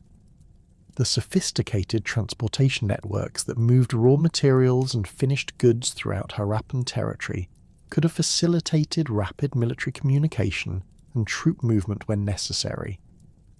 Regional variations in Harappan material culture suggest political organization that balanced central coordination with local autonomy. While technical standards remain consistent across the civilization, decorative styles and local adaptations indicate that individual cities and regions maintained distinct identities within the broader Harappan system. This balance may have been crucial to maintaining political stability across such diverse territories and populations. The gradual decline of Harappan civilization after 1900 BC may provide insights into the strengths and weaknesses of their political systems. The apparent absence of sudden collapse or violent destruction at most sites suggests that political institutions may have gradually lost effectiveness, rather than being overthrown by internal rebellion or external conquest. This pattern could indicate that Harappan political systems, while effective during periods of prosperity and environmental stability, may have lacked the flexibility or coercive power necessary to adapt to changing conditions. The sophisticated political systems that governed Harappan civilization, whether centralized monarchies or merchant oligarchies, found their most tangible expression in the remarkable technological achievements that distinguish these cities from all contemporary urban centers. The engineering marvels that characterized mature Harappan settlements represented not merely impressive construction projects, but systematic solutions to the fundamental challenges of urban life in the Indus Valley's demanding environment. These technological innovations required coordinated planning, specialized knowledge, and quality control systems that operated across vast territories with unprecedented consistency. The hydraulic engineering systems that supplied water to Harappan cities surpassed anything achieved in the ancient world until Roman times. At Mohenjo-Daro, over 700 wells provided water access throughout the urban area, with individual wells serving clusters of houses or individual wealthy residences. These wells, constructed with precisely fitted fired brick rings, descended through multiple soil layers to reach reliable groundwater sources. The standardized well construction techniques ensured consistent water quality and prevented contamination from surface pollutants. Each well ring measured exactly 1 meter in internal diameter, with walls 12 centimeters thick, demonstrating the systematic approach that characterized all Harappan engineering projects. The sophisticated wellhead designs incorporated features that protected water supplies from contamination, while facilitating efficient water extraction. Raised brick platforms around well openings prevented surface runoff from entering the water supply, while carefully constructed drainage channels directed overflow away from the well sites. The wells featured stepped internal construction that allowed maintenance workers to descend for cleaning and repair operations, ensuring long-term functionality of these crucial water sources. Archaeological analysis of well sediments reveals that these systems remained operational for centuries, testament to both their initial construction quality and ongoing maintenance programs. The drainage systems that connected every Harappan house to comprehensive sewerage networks represented perhaps the civilization's most impressive technological achievement. At Mohenjo-Daro, covered brick drains ran beneath every street, maintaining precise gradients that ensured consistent water flow from residential areas to main collection channels. These drains, constructed with carefully fitted bricks and waterproof mortar, incorporated manholes at regular intervals for inspection and maintenance access.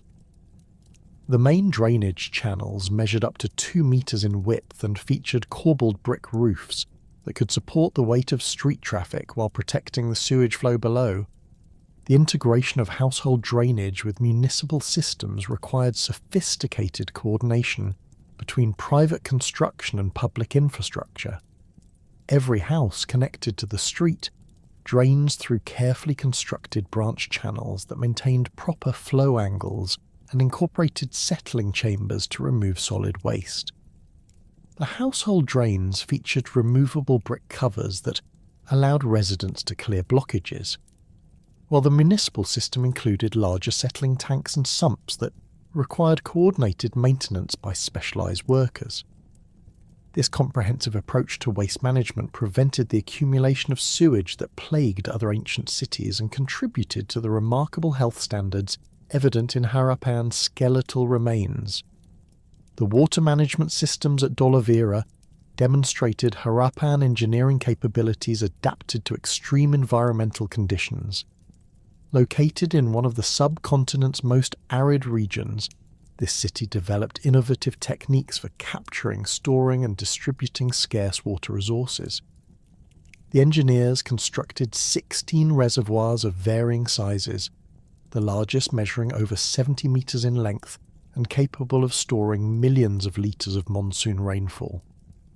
These reservoirs featured precisely cut stone walls with sophisticated waterproofing techniques using clay and lime mortar that prevented seepage losses.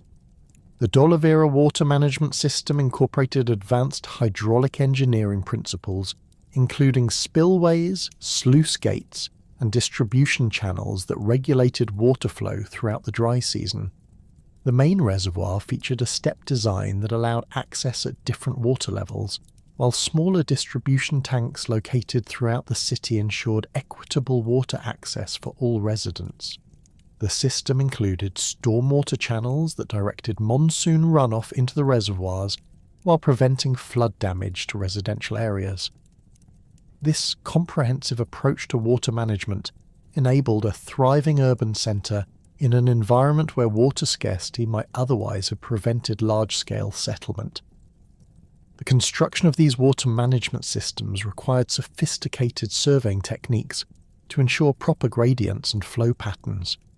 Harappan engineers demonstrated remarkable precision in calculating the slopes necessary for consistent water flow across long distances. The drainage systems at Mohenjo-Daro maintained gradients of approximately 1/500, optimal for sewage flow while minimizing erosion of the brick channels. This level of precision required not only mathematical knowledge, but also practical surveying tools and techniques that could translate theoretical calculations into accurate construction specifications. Metallurgical achievements in Harappan civilization encompassed both technological innovation and systematic quality control that enabled large-scale production of standardized metal objects. Bronze working reached unprecedented levels of sophistication, with craftsmen mastering alloy compositions that optimized material properties for specific applications. Analysis of Harappan bronze artifacts reveals consistent copper-tin ratios that produced optimal hardness and durability for tools, weapons, and decorative objects. The typical bronze composition contained 88 to 92% copper and 8 to 12% tin, proportions that required precise measurement and quality control during the smelting process. The lost wax casting techniques developed by Harappan metal workers enabled the production of complex bronze objects with intricate details and precise dimensions. The famous dancing girl figurine from Mohenjo-Daro demonstrates the technical mastery achieved through this process, featuring delicate anatomical details and elaborate jewellery that would have been impossible to achieve through simple mould casting.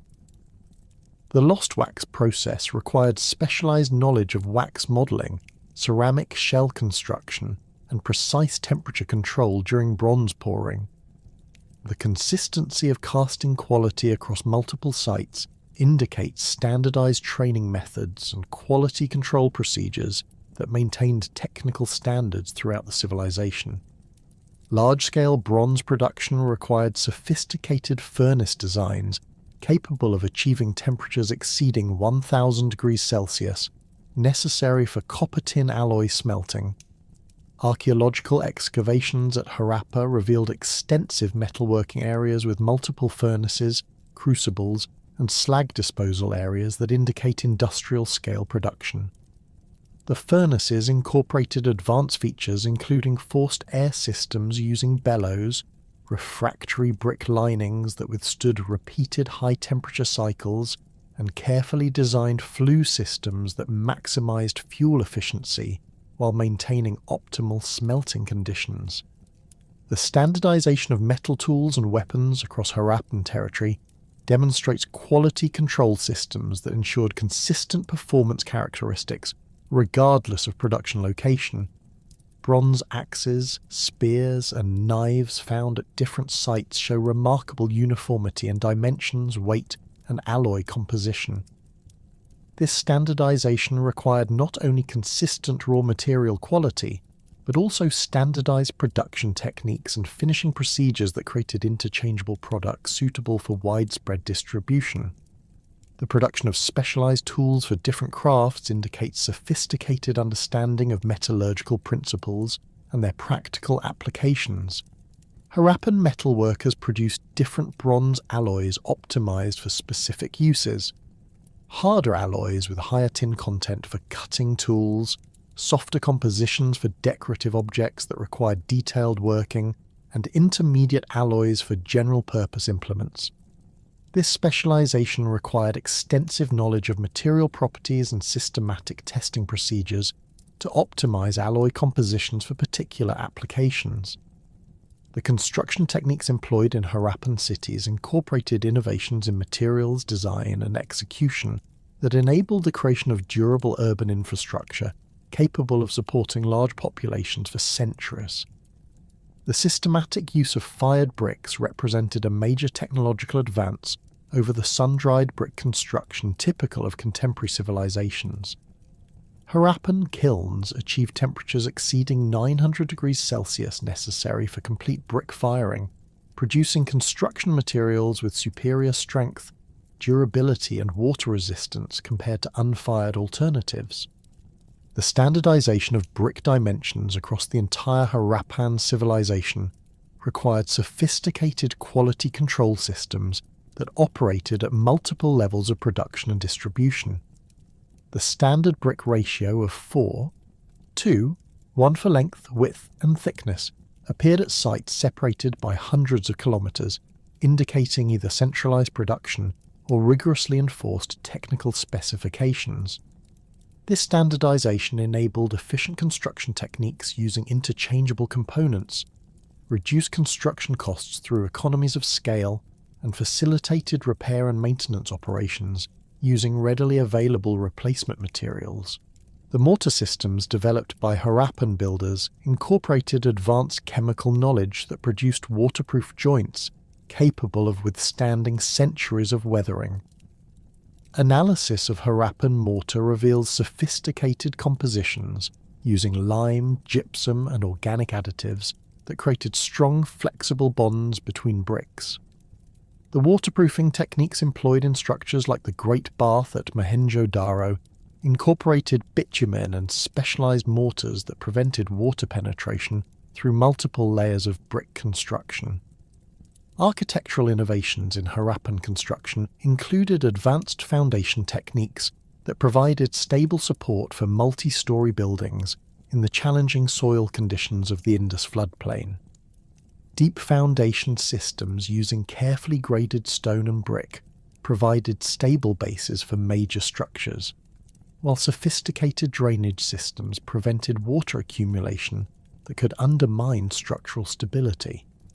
The construction techniques incorporated expansion joints and flexible connections that accommodated ground movement without structural failure, demonstrating advanced understanding of soil mechanics and structural engineering principles. The public buildings that served Harappan communities incorporated architectural features that required sophisticated planning and construction coordination.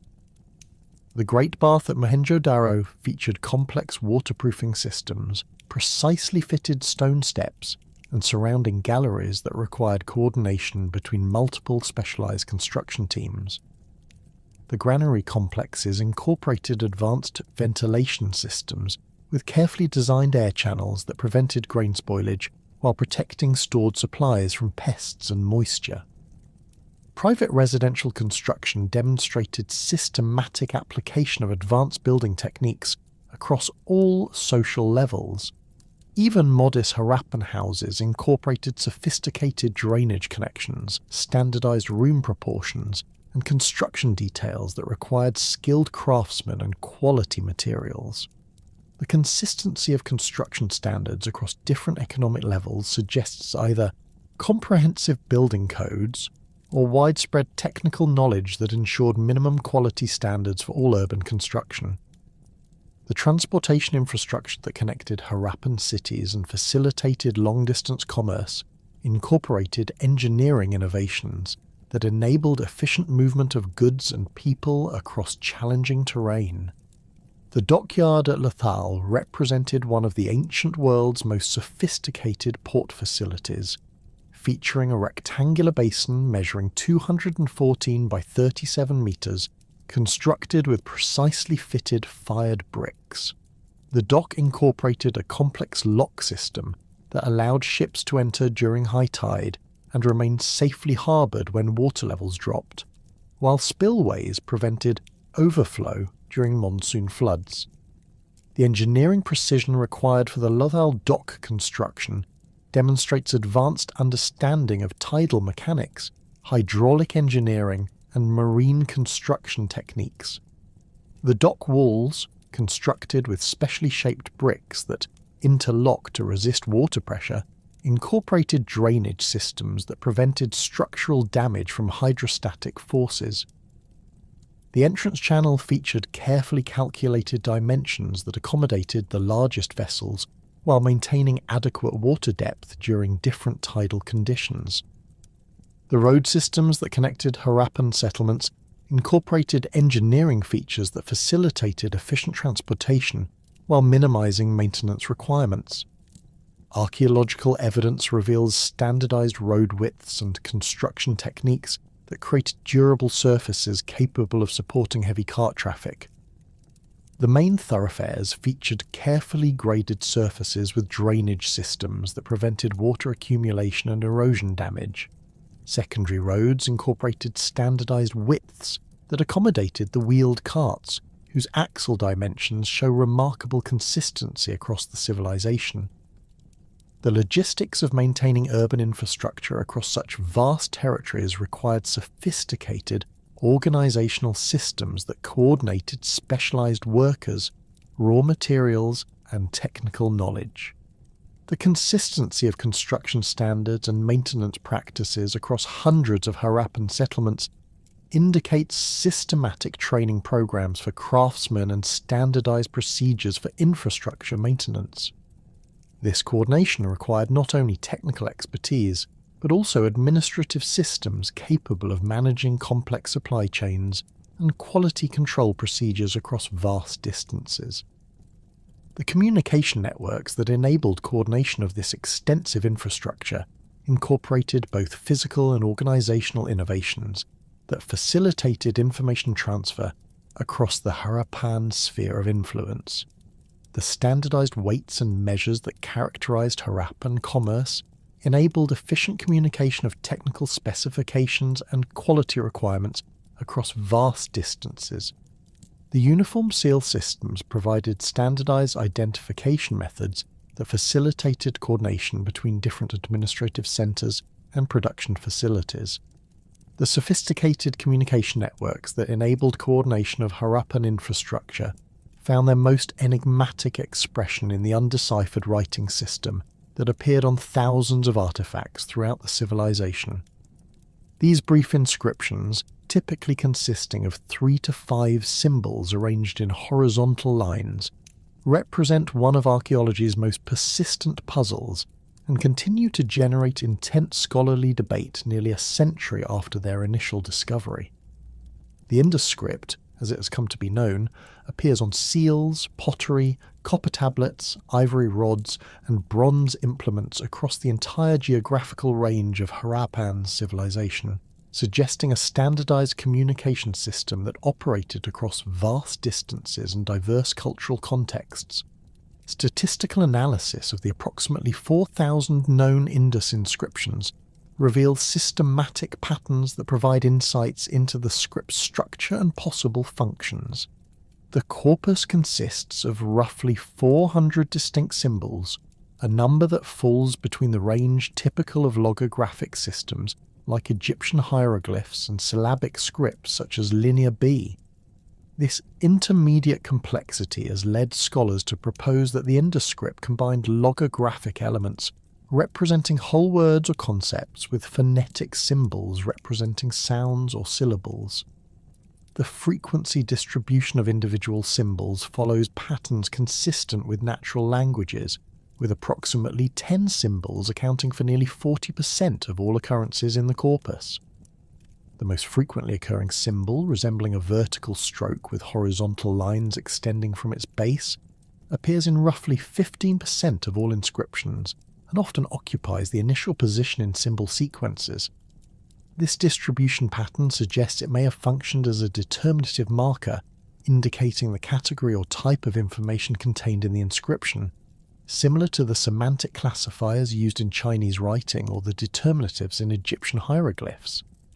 The second most common symbol, appearing in approximately 8% of inscriptions, resembles a jar or vessel and frequently appears in final positions, possibly serving as a grammatical marker or indicating the nature of the commodity or transaction being recorded.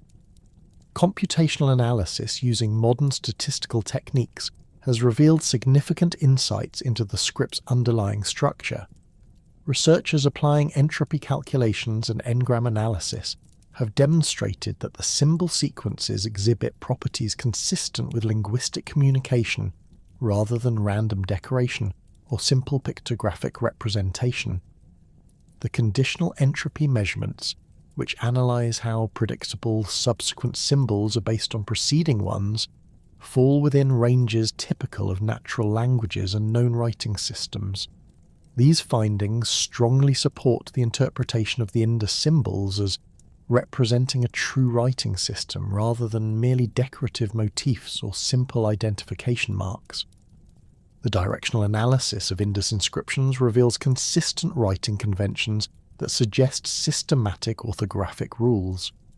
Approximately 95% of inscriptions read from right to left, though some examples show boustrophedon writing where alternate lines change direction.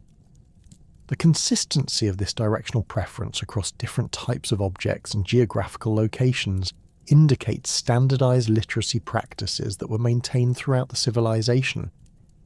The rare instances of left-to-right writing typically occur on objects where spatial constraints may have dictated alternative arrangements, suggesting that scribes possess sufficient flexibility to adapt standard conventions when necessary. Symbol positioning within inscriptions follows patterns that may reflect grammatical or syntactic structures. Certain symbols consistently appear in initial positions, others cluster in medial locations, and still others predominantly occupy final positions within sequences. This positional distribution resembles the grammatical ordering found in known writing systems where different types of words or morphemes occupy predictable positions within sentences or phrases. The mathematical analysis of these positional preferences has enabled researchers to identify potential word boundaries and grammatical categories within the undeciphered script. The contextual distribution of inscribed materials provides crucial evidence for understanding the script's functions and the extent of literacy within Harappan society. Seals represent the largest category of inscribed objects, accounting for approximately 60% of all known examples. These seals, typically measuring 3 cm square and carved from steatite, feature brief inscriptions combined with animal motifs and geometric designs. The standardized format and high production quality of these seals suggest they served official functions, possibly as identification markers for merchants, administrators, or craft guilds. The discovery of identical seals at sites separated by hundreds of kilometers indicates either direct administrative control or standardized commercial practices that transcended local boundaries. Pottery inscriptions represent the second largest category of inscribed materials, appearing on storage jars, serving vessels, and specialized containers throughout Harappan territory. These inscriptions typically consist of 1 to 3 symbols incised or painted before firing, suggesting they were integral to the vessel's intended function, rather than later additions. The symbols often appear near handles or rims where they would be easily visible during use, supporting interpretations as ownership marks, content identifiers, or capacity indicators. The standardization of these pottery marks across different production centers indicates systematic marking practices that facilitated trade and inventory management. Copper tablets bearing Indus script inscriptions represent a smaller but significant category that may provide insights into administrative record-keeping practices. These tablets, typically rectangular and measuring 5 centimeters in length, feature carefully incised symbols that show evidence of deliberate planning and execution. The durability of copper as a writing medium suggests these tablets were intended for long-term preservation, possibly serving as permanent records of important transactions or agreements. The limited number of copper tablet inscriptions may indicate that this writing medium was reserved for particularly significant communications, or that organic writing materials, which would not survive in archaeological contexts, were more commonly used for routine record keeping. Ivory and bone objects bearing script symbols provide evidence for the script's use on organic materials that would have been available for everyday writing purposes. These inscriptions, found on rods, combs, and decorative objects, demonstrate that literacy extended beyond official administrative contexts to include personal possessions and domestic items.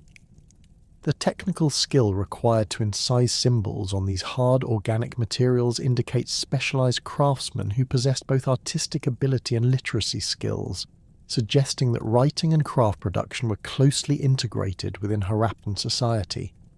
Metal objects, including bronze implements and silver ornaments, occasionally bear Indus script symbols, though these examples represent a small fraction of the total corpus. The technical challenges involved in inscribing symbols on metal surfaces suggest that these marked objects held special significance, possibly serving ceremonial functions or indicating high-status ownership. The quality of metalwork on inscribed objects consistently exceeds that of unmarked examples, supporting interpretations that link literacy with elite social status and specialized craft production. The geographical distribution of inscribed materials reveals patterns that may reflect administrative hierarchies and communication networks within Harappan civilization. Major urban centres like Harappa and Mohenjo-Daro have yielded the largest numbers of inscribed objects, with particularly high concentrations of seals and copper tablets. Smaller settlements typically contain fewer inscribed objects, predominantly pottery marks and simple seals, suggesting that complex literacy practices were concentrated in major administrative and commercial centres. The presence of inscribed materials at distant outposts like Shortugai in Afghanistan indicates that the script served communication needs across the entire extent of Harappan influence. Comparative analysis with contemporary writing systems provides context for evaluating the Indus script's characteristics and functions. The Proto-Elamite script, used in southwestern Iran during roughly the same period, shares several features with the Indus system, including brevity of inscriptions, combination of logographic and phonetic elements, and primary use on administrative objects. However, the Proto-Elamite corpus includes longer texts and more obvious accounting records, suggesting different administrative traditions despite technological similarities. The cuneiform writing system of Mesopotamia, with its extensive corpus of legal, commercial and literary texts, demonstrates the potential for early writing systems to record complex information, making the brevity of Indus inscriptions particularly puzzling. The ongoing scholarly debate about whether the Indus symbols constitute a true writing system reflects fundamental disagreements about the nature of written communication and the criteria for distinguishing writing from other symbolic systems. Proponents of the writing system interpretation point to the statistical properties of symbol sequences, the consistent directional conventions, and the systematic positional distributions that characterize known scripts. They argue that the brevity of inscriptions reflects specialized functions focused on identification and basic record keeping, rather than limitations in the system's expressive capabilities.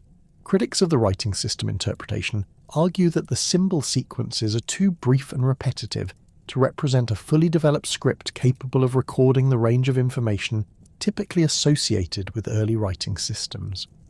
They propose alternative interpretations, including complex symbol systems for religious or ceremonial purposes, elaborate identification marks for commercial transactions, or sophisticated but non-linguistic communication systems adapted to specific cultural needs. These scholars point to the absence of longer texts and the apparent lack of variation in inscription types as evidence against interpreting the symbols as representing spoken language.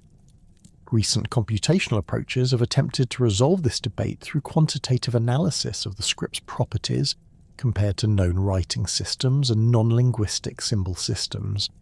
Machine learning algorithms trained on various types of symbolic communication have consistently classified Indus symbol sequences as more similar to writing systems than to decorative patterns or simple identification marks. However, the limited size of the available corpus and the brevity of individual inscriptions continue to limit the conclusiveness of these computational approaches. Non-textual communication methods within Harappan civilization encompass sophisticated systems of standardized imagery, religious symbolism, and administrative marking that complemented and possibly superseded written communication in many contexts.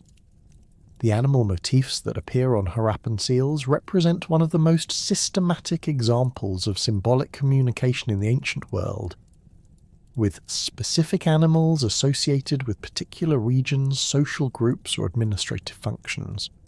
The unicorn, depicted on nearly 60% of all seals, appears with remarkable consistency in pose, anatomical details, and associated symbols, suggesting standardized iconographic conventions that conveyed specific meanings to viewers throughout Harappan society. The elephant motif, appearing on approximately 15% of seals, shows consistent artistic treatment with specific anatomical features emphasized across different examples. These elephants typically appear in profile with carefully rendered ears, trunks, and tusks that suggest naturalistic observation combined with standardized artistic conventions. The geographical distribution of elephant seals correlates with regions where these animals would have been encountered in the wild, possibly indicating regional administrative divisions or specialized trade relationships related to ivory and other elephant products. Tiger seals, representing roughly 10% of the corpus, feature consistently depicted stripe patterns and muscular builds that demonstrate both artistic skill and systematic iconographic standards. The technical precision required to carve these detailed animal figures on small steatite seals indicates specialized craftsmen who possessed both artistic training and knowledge of the symbolic systems that governed seal production. The consistency of these animal representations across vast geographical distances suggests either centralized training programs for seal carvers or comprehensive iconographic manuals that standardized artistic production throughout the civilization. Water buffalo seals show particular concentration in the core Indus Valley regions, where these animals played crucial roles in agricultural production and transportation. The artistic treatment of water buffalo emphasizes their distinctive horns and robust builds, with consistent attention to anatomical details that suggest direct observation of living animals. The association of water buffalo imagery with agricultural regions may indicate administrative specialization related to farming activities or livestock management, demonstrating how animal symbolism reflected economic and environmental realities within Harappan society. Geometric symbols accompanying animal motifs on Harappan seals represent another sophisticated communication system that operated alongside textual inscriptions. These symbols, including various combinations of circles, lines, triangles, and more complex geometric forms, appear with systematic variations that suggest meaningful distinctions rather than random decoration. The mathematical precision of these geometric elements, combined with their consistent proportional relationships, indicates sophisticated understanding of geometric principles and systematic symbolic conventions. The standardized imagery systems extended beyond seals to encompass pottery decoration, architectural ornaments, and personal accessories that created visual communication networks throughout Harappan society.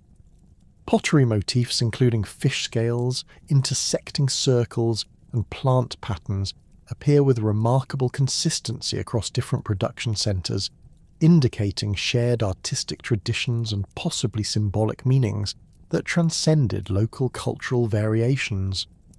The technical precision required to maintain these decorative standards across such vast territories demonstrates sophisticated quality control systems and standardized training practices for artisans. Religious symbolism in Harappan material culture incorporated systematic iconographic elements that may have served communication functions within ritual and ceremonial contexts. The trefoil pattern that appears on the famous priest-king statue and various other objects shows consistent proportional relationships and execution techniques that suggest standardized religious or ceremonial significance. The mathematical precision of these symbolic elements, combined with their widespread distribution, indicates systematic symbolic communication that operated alongside or independently of textual writing systems. The role of seals in trade and administrative functions encompassed complex identification and authentication systems that facilitated commercial transactions across vast distances and cultural boundaries. The technical sophistication of seal production, requiring specialized stone-cutting tools and artistic skills, suggests that seal ownership represented significant investment and possibly official authorization. The standardized formats and quality control evident in seal production indicate systematic administrative oversight that maintained the integrity of these identification systems throughout the commercial network.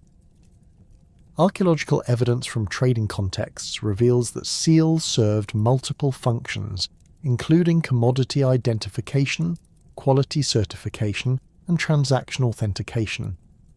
The discovery of clay seal impressions at various sites indicates that seals were pressed into clay sealings that secured containers or packages during transport, providing tamper-evident security for valuable goods. The standardized impression techniques and consistent quality of these sealings demonstrate systematic commercial practices that protected both merchants and consumers throughout the extensive Harappan trade networks. The sophisticated communication systems that bound Harappan civilization together faced their greatest test as the environmental conditions that had sustained urban prosperity for nearly a millennium began to shift dramatically. By 2500 BC, subtle but persistent changes in climate patterns were altering the fundamental ecological relationships that supported the densely populated cities and extensive agricultural systems of the Indus Valley. These environmental challenges would ultimately reshape Harappan society more profoundly than any political upheaval or military conquest, forcing adaptations that revealed both the resilience and limitations of one of antiquity's most remarkable civilizations. Paleoclimatic evidence from multiple sources indicates that the stable monsoon patterns which had supported Harappan agriculture began experiencing significant variations around 2200 BC. Marine sediment cores from the Arabian Sea revealed decreasing levels of windblown terrestrial material, suggesting reduced monsoon intensity and shorter rainy seasons. Lake sediments from the Thar Desert show increasing aridity, with pollen records indicating the replacement of grassland and woodland vegetation with drought-resistant shrubs and desert plants. Tree ring data from the Himalayan foothills, though limited for this early period, suggests increased frequency of drought years and reduced summer precipitation across the broader South Asian region. The monsoon system that had sustained Harappan civilization operated through complex interactions between ocean temperatures, atmospheric pressure systems, and seasonal wind patterns that brought moisture-laden air from the Arabian Sea across the subcontinent. The summer monsoon typically began in June, bringing heavy rains that recharged groundwater systems, filled reservoirs, and provided the moisture necessary for kharif crops, including rice, cotton, and various legumes. The winter months brought lighter but crucial precipitation that supported rabi crops like wheat and barley, creating the agricultural surplus that fed urban populations and supported craft specialization. Archaeological evidence from multiple Harappan sites reveals the impacts of changing precipitation patterns on urban water management systems. At Mohenjo-Daro, well levels began dropping significantly after 2200 BC, with several wells showing evidence of deepening operations as residents attempted to reach declining groundwater tables. The sophisticated drainage systems that had efficiently managed wastewater for centuries began experiencing capacity problems as reduced water flow concentrated sewage and created sanitation challenges. Excavation layers from this period show increased accumulation of organic waste and evidence of more frequent flooding during intense but brief precipitation events. The gradual desiccation of the Gagahakra river system represented perhaps the most catastrophic environmental challenge facing eastern Harappan settlements. This massive river system, which may have been fed by Himalayan glacial melt and seasonal monsoon runoff, had supported numerous urban centres including Ganweriwala, Rakhigahi, and dozens of smaller settlements across what is now the Cholistan Desert and Rajasthan. Satellite imagery and archaeological surveys reveal the remains of this ancient river system, with paleo-channels extending over 1,000 kilometres from the foothills of the Himalayas to the Arabian Sea coast. Hydrological analysis of the Gagahakra system suggests that its decline resulted from multiple factors including tectonic activity, climate change, and possible river capture events that diverted water sources. The Sutlej River, which may have been a major tributary of the Gagahakra during Harappan times, appears to have shifted its course eastward to join the Indus system, dramatically reducing water flow in the eastern channels. Simultaneously, the Yamuna River may have been captured by the Ganges system, further reducing the water sources that sustained the Gagahakra's massive flow. The archaeological record along the former Gagahakra channels reveals the gradual abandonment of settlements as water sources became unreliable. At Kalibangan, one of the major urban centres along this river system, excavations show a clear sequence of adaptation and eventual abandonment. The early mature Harappan levels display typical urban planning with sophisticated drainage systems and public buildings. Later levels show evidence of water conservation measures including additional wells, modified drainage systems, and changes in residential architecture that suggest adaptation to water scarcity. The settlement pattern changes along the Gagahakra reveal how communities responded to environmental stress through strategic relocation and resource management. Many smaller settlements were abandoned entirely, with populations apparently concentrating in larger centres that could better manage scarce water resources through collective action. Archaeological surveys show evidence of planned abandonment at many sites, with valuable materials systematically removed and no signs of violent destruction or sudden evacuation. This pattern suggests organised community responses to environmental challenges rather than chaotic collapse. Natural disasters compounded the challenges posed by gradual climate change, creating acute crises that tested the resilience of Harappan urban systems. Geological evidence indicates that the Indus Valley experienced several major flooding episodes during the late mature Harappan period, possibly triggered by tectonic activity that temporarily dammed river channels and created massive upstream reservoirs. When these natural dams failed, the resulting floods would have been catastrophic, inundating cities and agricultural areas with unprecedented water volumes, carrying massive sediment loads. At Mohenjo-Daro, archaeological evidence reveals multiple flooding episodes that progressively damaged urban infrastructure and forced major reconstruction efforts. The lowest excavated levels show normal Harappan urban planning with well-maintained streets, drainage systems, and residential areas.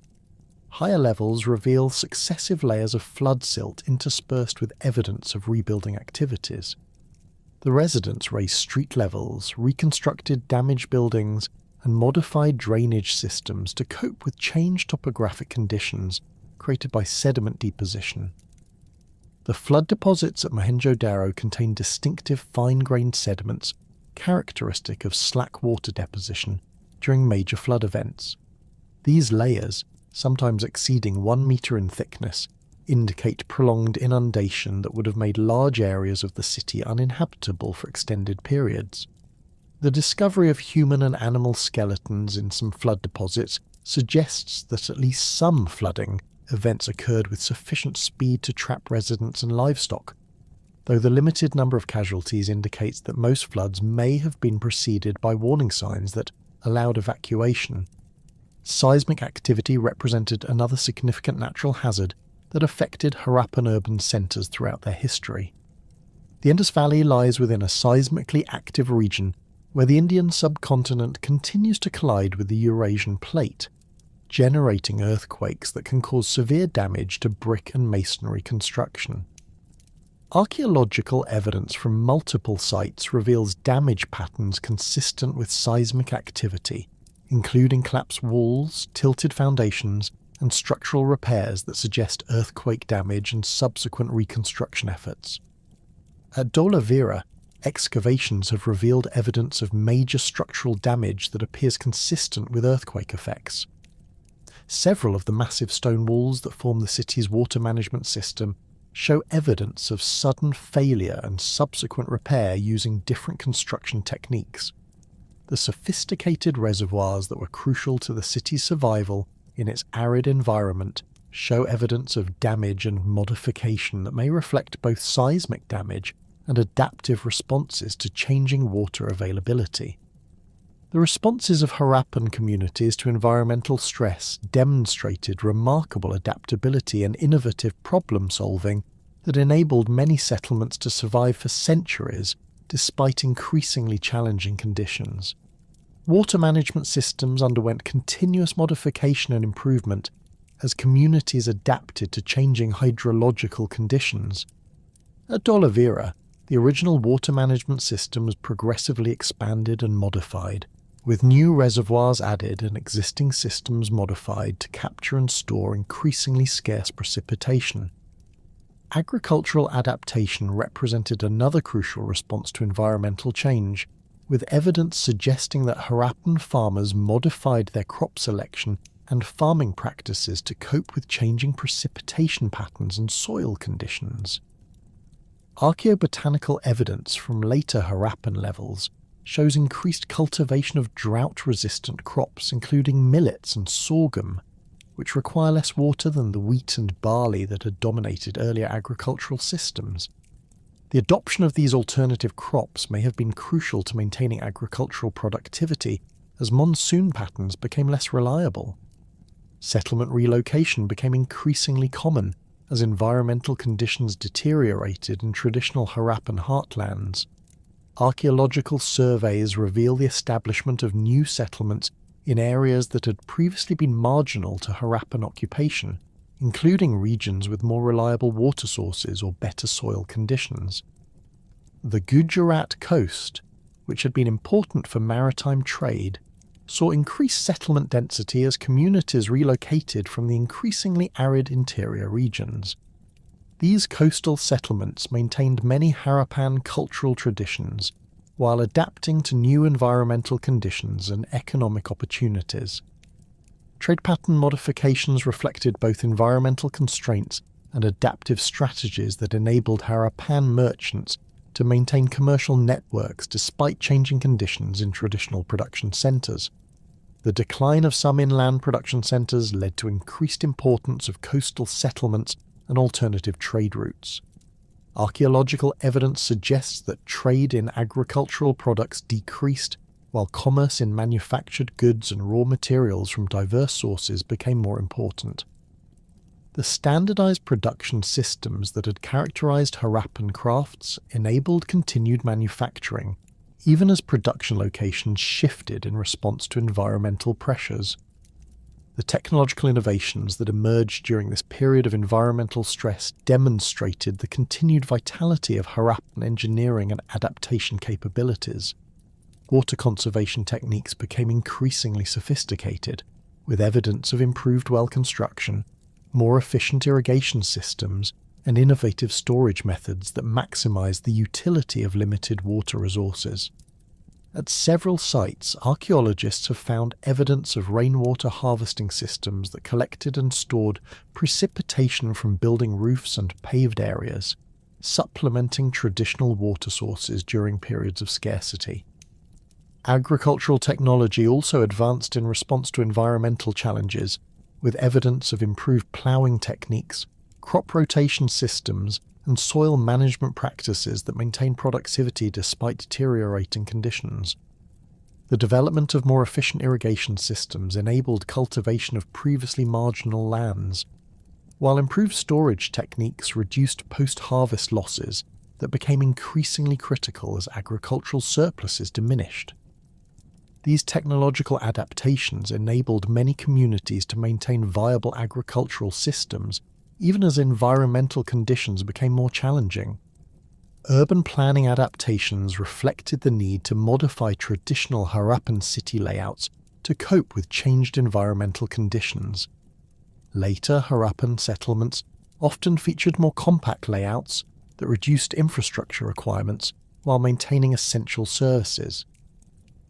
Drainage systems were modified to handle both water scarcity and occasional intense flooding, with improved storage and distribution systems that managed limited water resources more efficiently. Housing designs incorporated features that provided better protection from extreme weather events while maintaining the privacy and comfort standards that characterized Harappan domestic architecture. The demographic changes that accompanied environmental stress reveal both the challenges and resilience of Harappan society during this transitional period. Population concentrations shifted from the traditional urban centres toward regions with more favourable environmental conditions, but this redistribution occurred gradually over several centuries rather than through sudden abandonment or collapse. Archaeological evidence suggests that many communities maintained their cultural identity and technological capabilities even as they adapted to new locations and environmental conditions. Regional variations in environmental impact and adaptive responses created a complex pattern of continuity and change across Harappan territory. Some areas, particularly along reliable river systems and coastal regions, maintained relatively stable conditions and continued to support urban centres with traditional Harappan characteristics. Other regions experienced more severe environmental stress that required fundamental changes in settlement patterns and economic organisation. This regional diversity in environmental conditions and adaptive responses contributed to the gradual transformation of Harappan civilization rather than uniform decline or collapse.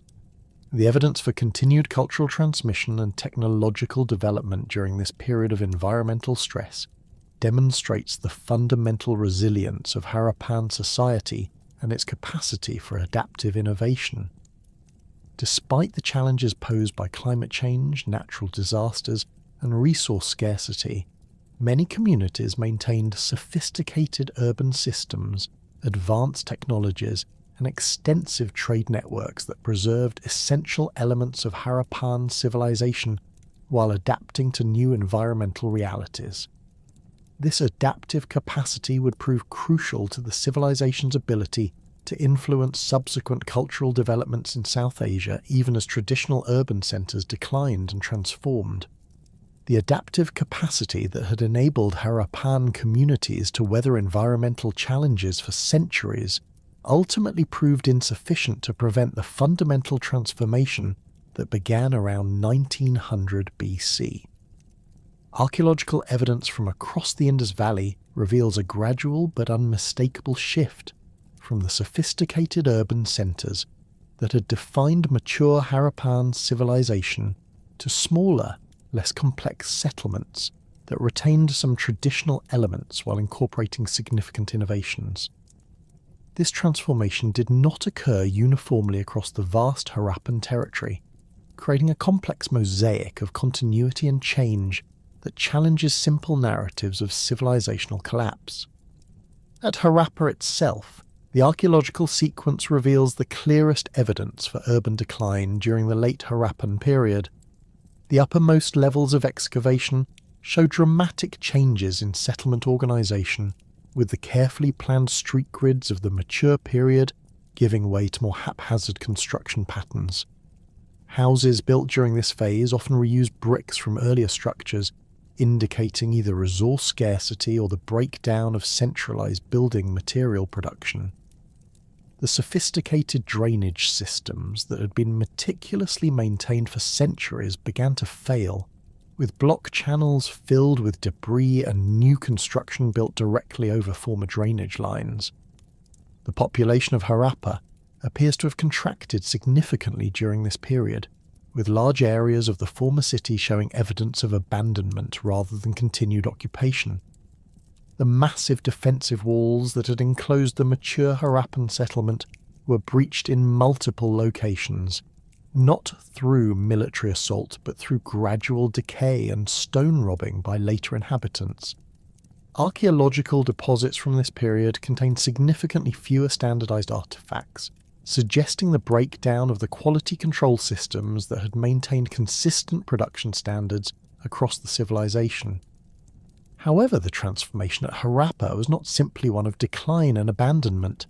The late Harappan levels contain evidence of new cultural elements that had not appeared in earlier periods, including different pottery styles, modified burial practices, and architectural innovations that suggest cultural contact with populations from outside the traditional Harappan sphere. These new elements were integrated with surviving Harappan traditions, creating hybrid cultural forms that maintained some continuity with the past while adapting to changed circumstances. Mohenjo-Daro experienced a somewhat different trajectory of transformation, with evidence suggesting more rapid abandonment of the major urban centre, combined with continued occupation of peripheral areas. The Great Bath, which had served as a focal point for community activities throughout the mature period, shows evidence of neglect and eventual abandonment, with the sophisticated water management systems that had maintained the facility falling into disrepair. The surrounding residential areas reveal a pattern of gradual depopulation, with houses abandoned in sequence rather than through sudden evacuation. The final occupation levels at Mohenjo-Daro contain artifacts that represent a significant departure from traditional Harappan material culture. Pottery from these levels shows cruder manufacturing techniques, with hand-formed vessels replacing the precisely wheel-thrown ceramics that had characterized earlier periods.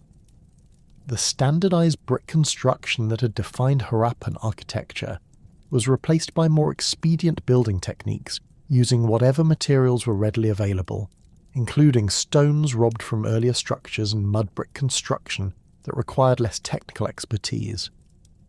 Archaeological evidence from the Mohenjo-Daro area suggests that the abandonment of the major urban centre was accompanied by the establishment of smaller settlements in the surrounding region. These new communities maintained some Harappan cultural elements while developing distinct local characteristics that reflected adaptation to changed environmental and social conditions. The pottery from these settlements combines traditional Harappan forms with new shapes and decorative techniques that suggest cultural innovation rather than simple decline. The transformation patterns varied significantly across different regions of the former Harappan territory, creating a complex geographical mosaic of cultural change. In Gujarat, the major urban centres like Dholavira and Lothal experienced gradual decline, but many smaller settlements continued to flourish and even expanded during the late Harappan period.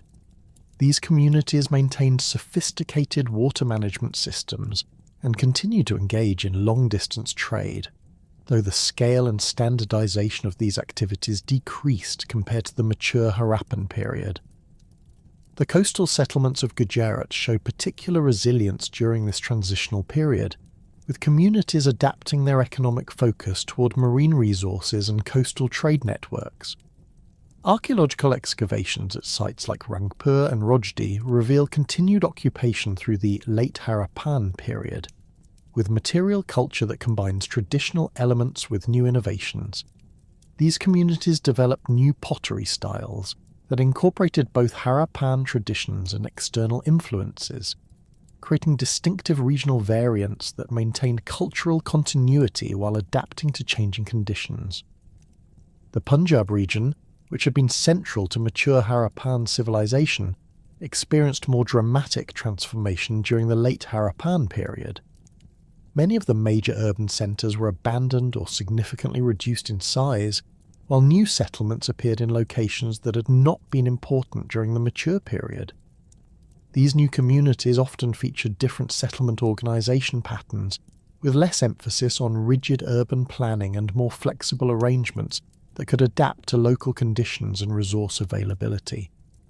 Archaeological surveys in the Punjab region have identified numerous late Harappan sites that show evidence of cultural continuity combined with significant innovation.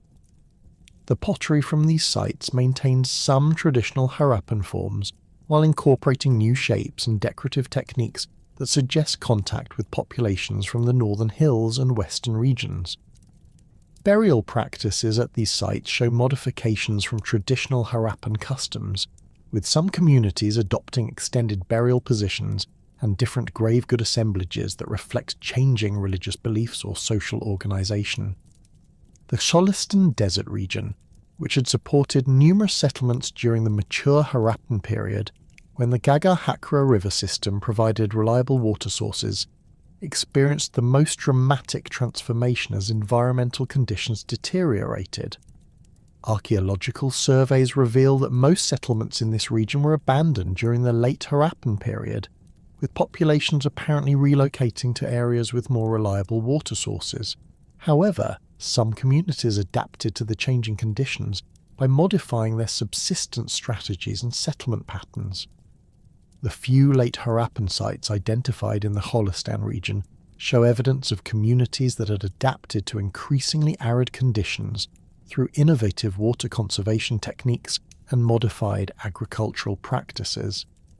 These settlements were typically much smaller than their mature Harappan predecessors and featured different architectural styles that reflected adaptation to resource scarcity. The material culture from these sites suggests that communities maintained some Harappan traditions while developing new technologies and social organisation patterns suited to their changed environment.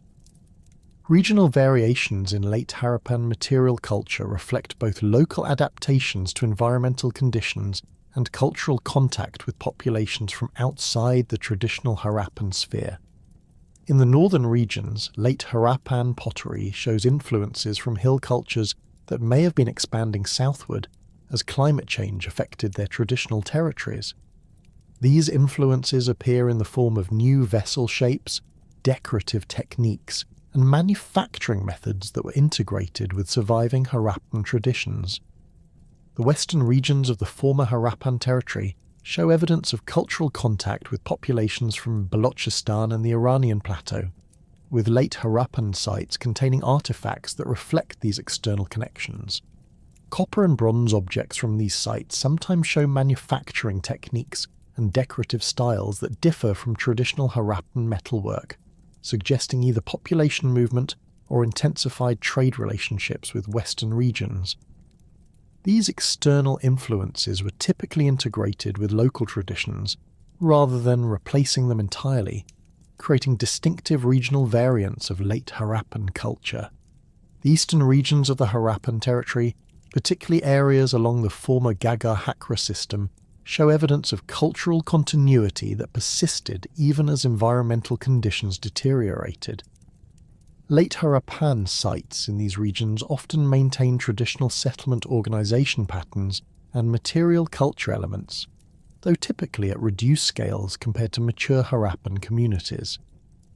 These sites suggest that some populations were able to maintain essential elements of Harappan civilization even as the larger urban system collapsed. Theories explaining the decline and transformation of Harappan civilization have evolved significantly as archaeological evidence has accumulated and analytical techniques have improved.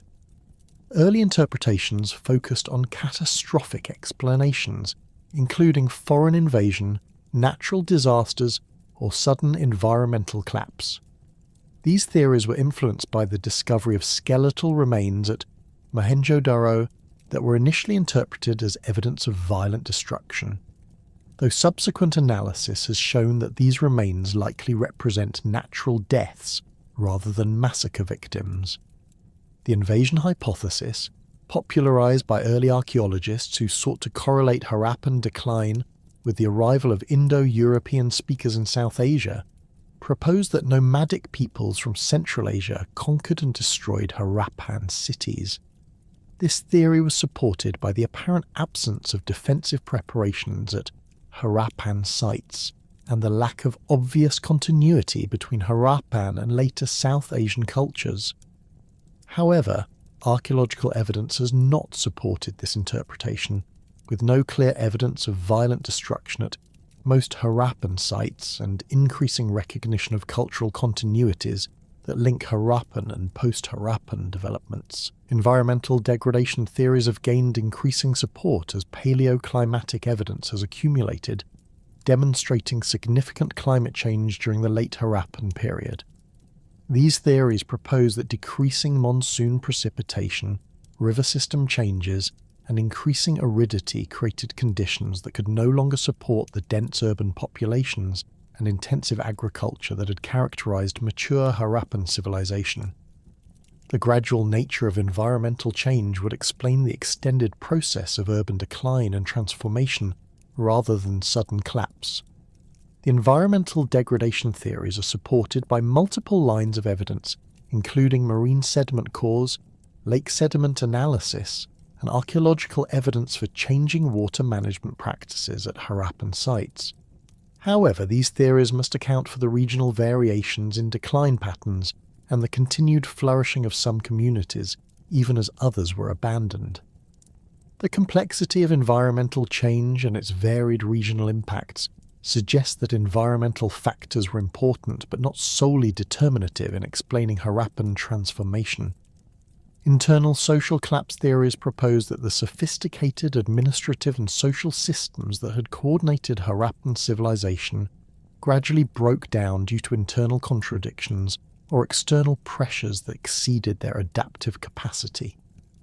These theories emphasize the apparent absence of extreme social stratification in Harappan society, suggesting that the consensus-based systems that may have governed these communities were vulnerable to disruption when faced with multiple simultaneous challenges, including environmental stress, economic disruption, and social change. The internal collapse theories are supported by evidence for the breakdown of standardization systems that had maintained quality control and coordination across the Harappan territory. The disappearance of standardized weights and measures, the decline in craft production quality, and the abandonment of systematic urban planning all suggest the failure of institutional systems that had previously coordinated complex social and economic activities. However, these theories must explain why some communities were able to maintain sophisticated organization, while others experienced institutional breakdown. Economic disruption theories focus on the breakdown of the extensive trade networks that had supported Harappan prosperity and urban development. These theories propose that environmental change, political instability in trading partner regions, or internal transportation difficulties disrupted the commercial systems that had enabled craft specialization and urban growth. The decline in long-distance trade would have reduced the economic surpluses necessary to support large urban populations and specialized craftsmen, forcing communities to adopt more localized and self-sufficient economic strategies. Archaeological evidence for economic disruption includes the decline in standardized craft production, the reduced distribution of exotic materials like lapis lazuli and marine shells, and the apparent breakdown of the systematic commercial networks that had characterized mature Harappan civilization. However, evidence for continued trade and craft production at some late Harappan sites suggests that economic disruption was not uniform across the former Harappan territory, and that some communities successfully adapted their economic strategies to change conditions. Archaeological evidence for continuity and change during the late Harappan period reveals complex patterns that challenge simple models of civilizational collapse or replacement. Many late Harappan sites contain material culture assemblages that combine traditional Harappan elements with new innovations, suggesting cultural evolution rather than complete discontinuity. Pottery traditions, architectural techniques, and craft production methods show both persistence of traditional knowledge and adaptation to new conditions and influences. The relationship between late Harappan cultures and subsequent South Asian civilizations represents one of the most significant questions in understanding the long-term impact of Harappan civilization. Archaeological evidence suggests multiple connections between late Harappan communities and latest cultural developments, including technological continuities, settlement pattern influences, and possible linguistic connections. However, the nature and extent of these connections remain subjects of ongoing research and debate. Technological continuities between Harappan and post-Harappan cultures include water management techniques, agricultural practices, and craft production methods that persisted in modified forms long after the decline of urban Harappan civilization. The sophisticated understanding of hydraulic engineering that characterized Harappan cities appears to have influenced later South Asian urban development, while agricultural techniques developed during the Harappan period continue to be used by subsequent farming communities throughout the region. Settlement pattern influences can be traced through the continued occupation of some Harappan sites and the establishment of later settlements in locations that had been important during the Harappan period. The urban planning principles that had governed Harappan city construction appear to have influenced later South Asian urban development, though typically at smaller scales and with modifications that reflected changed social and economic conditions.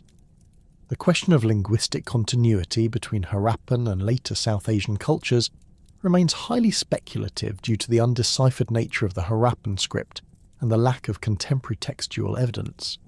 However, some scholars have proposed connections between Harappan cultural elements and later South Asian linguistic and religious traditions, suggesting possible continuities that persisted through the transformation period, despite the breakdown of urban Harappan civilization. The cultural threads that connected the transformed late Harappan communities to subsequent South Asian civilizations proved far more enduring than the urban centres that had originally woven them. As the last recognisably Harappan settlements evolved into new cultural forms around 1300 BC, the technological innovations, social practices, and conceptual frameworks developed during 2 millennia of Indus Valley Civilization continued to influence the subcontinent's development in ways that archaeologists and historians are only beginning to understand. The legacy of Harappan civilization persisted not through monumental architecture or preserved texts, but through the practical knowledge and cultural practices that communities carried forward as they adapted to new environmental and social conditions. The hydraulic engineering principles that had enabled Harappan cities to manage water resources in challenging environments became foundational to subsequent South Asian urban development. The sophisticated understanding of drainage gradients, water storage techniques, and municipal sanitation systems developed by Harappan engineers influenced city planning throughout the subcontinent for millennia. Archaeological excavations at later urban centres including Taxila, Pataliputra, and early historic sites in Gujarat reveal drainage systems and water management techniques that echo Harappan innovations, though typically implemented at smaller scales and with local modifications reflecting changed materials and construction methods. The standardized measurement systems that had coordinated Harappan commerce and construction continued to influence South Asian trade and craftsmanship long after the collapse of the civilization's urban centers. The binary and decimal weight systems developed by Harappan merchants established precedents for systematic commercial measurement that persisted in modified forms throughout subsequent periods. Archaeological analysis of weights from later South Asian sites reveals proportional relationships and mathematical principles that suggest continuity with Harappan measurement traditions, though adapted to new materials and commercial contexts. Urban planning concepts pioneered by Harappan engineers influenced settlement organisation patterns across South Asia for centuries after the civilization's transformation. The grid-pattern street layouts that characterised major Harappan cities established precedents for systematic urban organisation that appeared in later South Asian urban centres. The integration of residential, commercial and public areas within planned urban frameworks, combined with sophisticated infrastructure systems, provided models for city development that influenced subsequent urban planning traditions throughout the region. Craft production techniques developed by Harappan artisans contributed to technological traditions that persisted and evolved throughout South Asian history. The precision drilling methods used to create Harappan stone beads influenced jewellery-making traditions that continued for millennia, with technical knowledge passed down through artisan communities that maintained specialised skills across generations. Bronze-working techniques, including lost wax casting methods and alloy composition knowledge, provided foundations for metallurgical traditions that supported later South Asian technological development.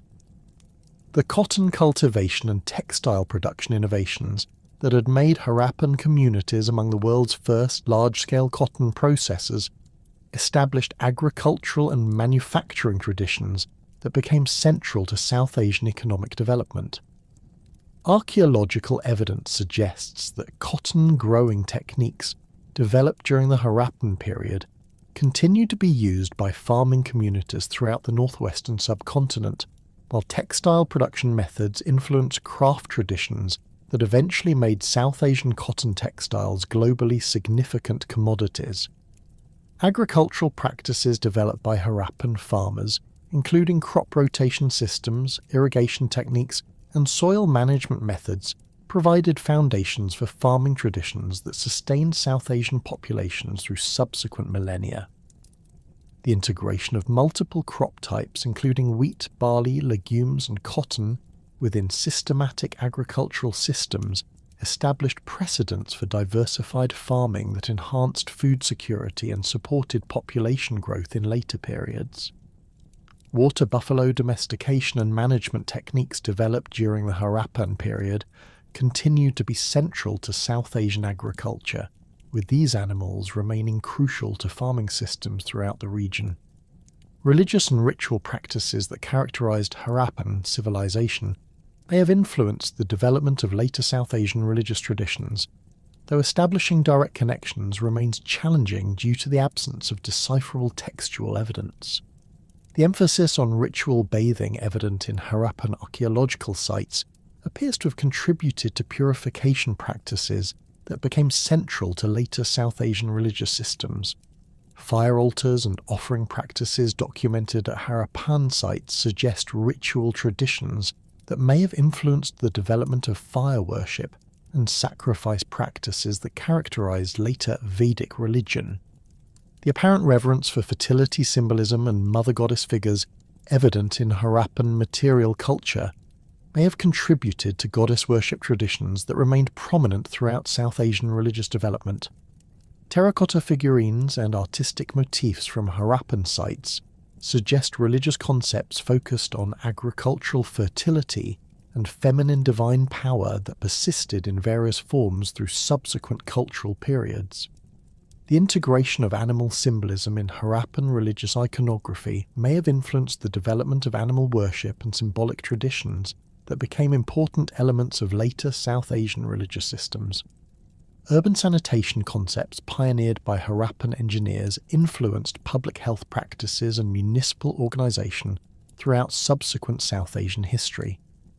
The systematic approach to waste management and water supply that characterised Harappan cities established precedents for urban hygiene that influenced later city planning and public health measures. The integration of private household sanitation with municipal infrastructure systems provided models for urban organisation that addressed public health concerns while maintaining individual privacy and comfort. The gradual transformation of Harappan civilization into new cultural forms created regional traditions that influenced subsequent historical developments across South Asia.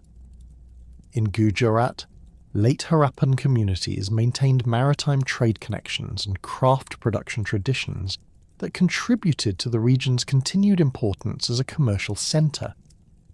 The technological knowledge and commercial practices developed during the Harappan period provided foundations for later Gujarati merchant communities that became prominent in Indian Ocean trade networks.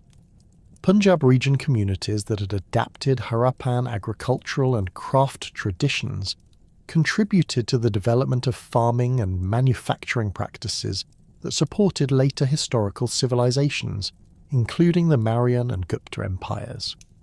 The understanding of irrigation techniques, crop management, and animal husbandry developed during the Harappan period provided essential knowledge for communities that eventually became integrated into larger political systems while maintaining distinctive local traditions. The rediscovery of Harappan civilization began during the British colonial period, when railway construction projects in the Punjab inadvertently exposed ancient archaeological sites that had been buried for millennia. In 1856, British engineers building the East Indian Railway between Karachi and Lahore discovered that local contractors were using ancient fired bricks of unusual uniformity and quality as ballast for railway construction. These bricks, quarried from mounds near the village of Harappa, displayed technical characteristics that suggested sophisticated, ancient manufacturing rather than recent production. Alexander Cunningham, the first Director General of the Archaeological Survey of India, conducted preliminary investigations at Harappa in 1872 to 1873, recognizing that the site contained remains of significant archaeological importance. Cunningham's excavations were limited in scope, but he recovered artifacts including seals bearing unknown script symbols and sophisticated pottery that indicated an advanced ancient civilization. His published reports described Harappa as representing a previously unknown culture that predated known South Asian historical periods, though the full significance of these discoveries was not immediately recognized. The systematic archaeological investigation of Harappan sites began in the 1920s under the direction of Sir John Marshall, who served as Director General of the Archaeological Survey of India from 1902 to 1928. Marshall organised comprehensive excavations at both Harappa and Mohenjo-Daro, employing systematic stratigraphic techniques that revealed the extent and sophistication of Indus Valley Civilization. His team's discoveries included the Great Bath at Mohenjo-Daro, sophisticated urban planning systems, and thousands of artifacts that demonstrated the civilization's technological and artistic achievements. Marshall's excavations at Mohenjo-Daro revealed urban planning and engineering capabilities that astonished the archaeological community and challenged existing understanding of ancient South Asian history. The discovery of sophisticated drainage systems, standardized brick construction, and systematic street layouts demonstrated that South Asia had supported advanced urban civilizations millennia before the historically documented Mauryan period. Marshall's published reports in the 1920s introduced Harappan civilization to international scholarly attention and established it as one of the world's earliest urban civilizations alongside Mesopotamia and Egypt. The work of Mortimer Wheeler, who directed major excavations at Harappa between 1946 and 1948, introduced more rigorous archaeological methods and provided detailed stratigraphic analysis of Harappan urban development. Wheeler's excavations revealed the defensive walls and gateway systems that protected Harappan cities, while his systematic approach to artifact analysis established chronological frameworks that enabled comparison with other ancient civilizations. His publications emphasized the sophisticated planning and engineering that characterized Harappan urban centers, contributing to scholarly recognition of the civilization's technological achievements. Wheeler's excavations also uncovered evidence that initially suggested violent destruction of Harappan cities, including skeletal remains at Mohenjo-Daro that he interpreted as massacre victims. These discoveries contributed to theories of foreign invasion that dominated scholarly interpretation of Harappan decline for several decades. However, subsequent reanalysis of Wheeler's evidence using improved forensic techniques has shown that the skeletal remains likely represent natural deaths rather than violence, contributing to revised understanding of Harappan transformation processes. Post-independence archaeological research in both India and Pakistan has dramatically expanded knowledge of Harappan civilization through the discovery of hundreds of new sites and the application of advanced analytical techniques. Indian archaeologists, including B.B. Lal, S.R. Rao, and R.S. Bisht, have conducted major excavations at sites including Kalibangan, Lothal, and Dholavira, revealing regional variations in Harappan culture and the civilization's adaptation to diverse environmental conditions. Pakistani archaeologists, including F.A. Khan, Emzar Mughal, and Rafiq Mughal, have systematically surveyed the Indus Valley and identified numerous previously unknown Harappan settlements.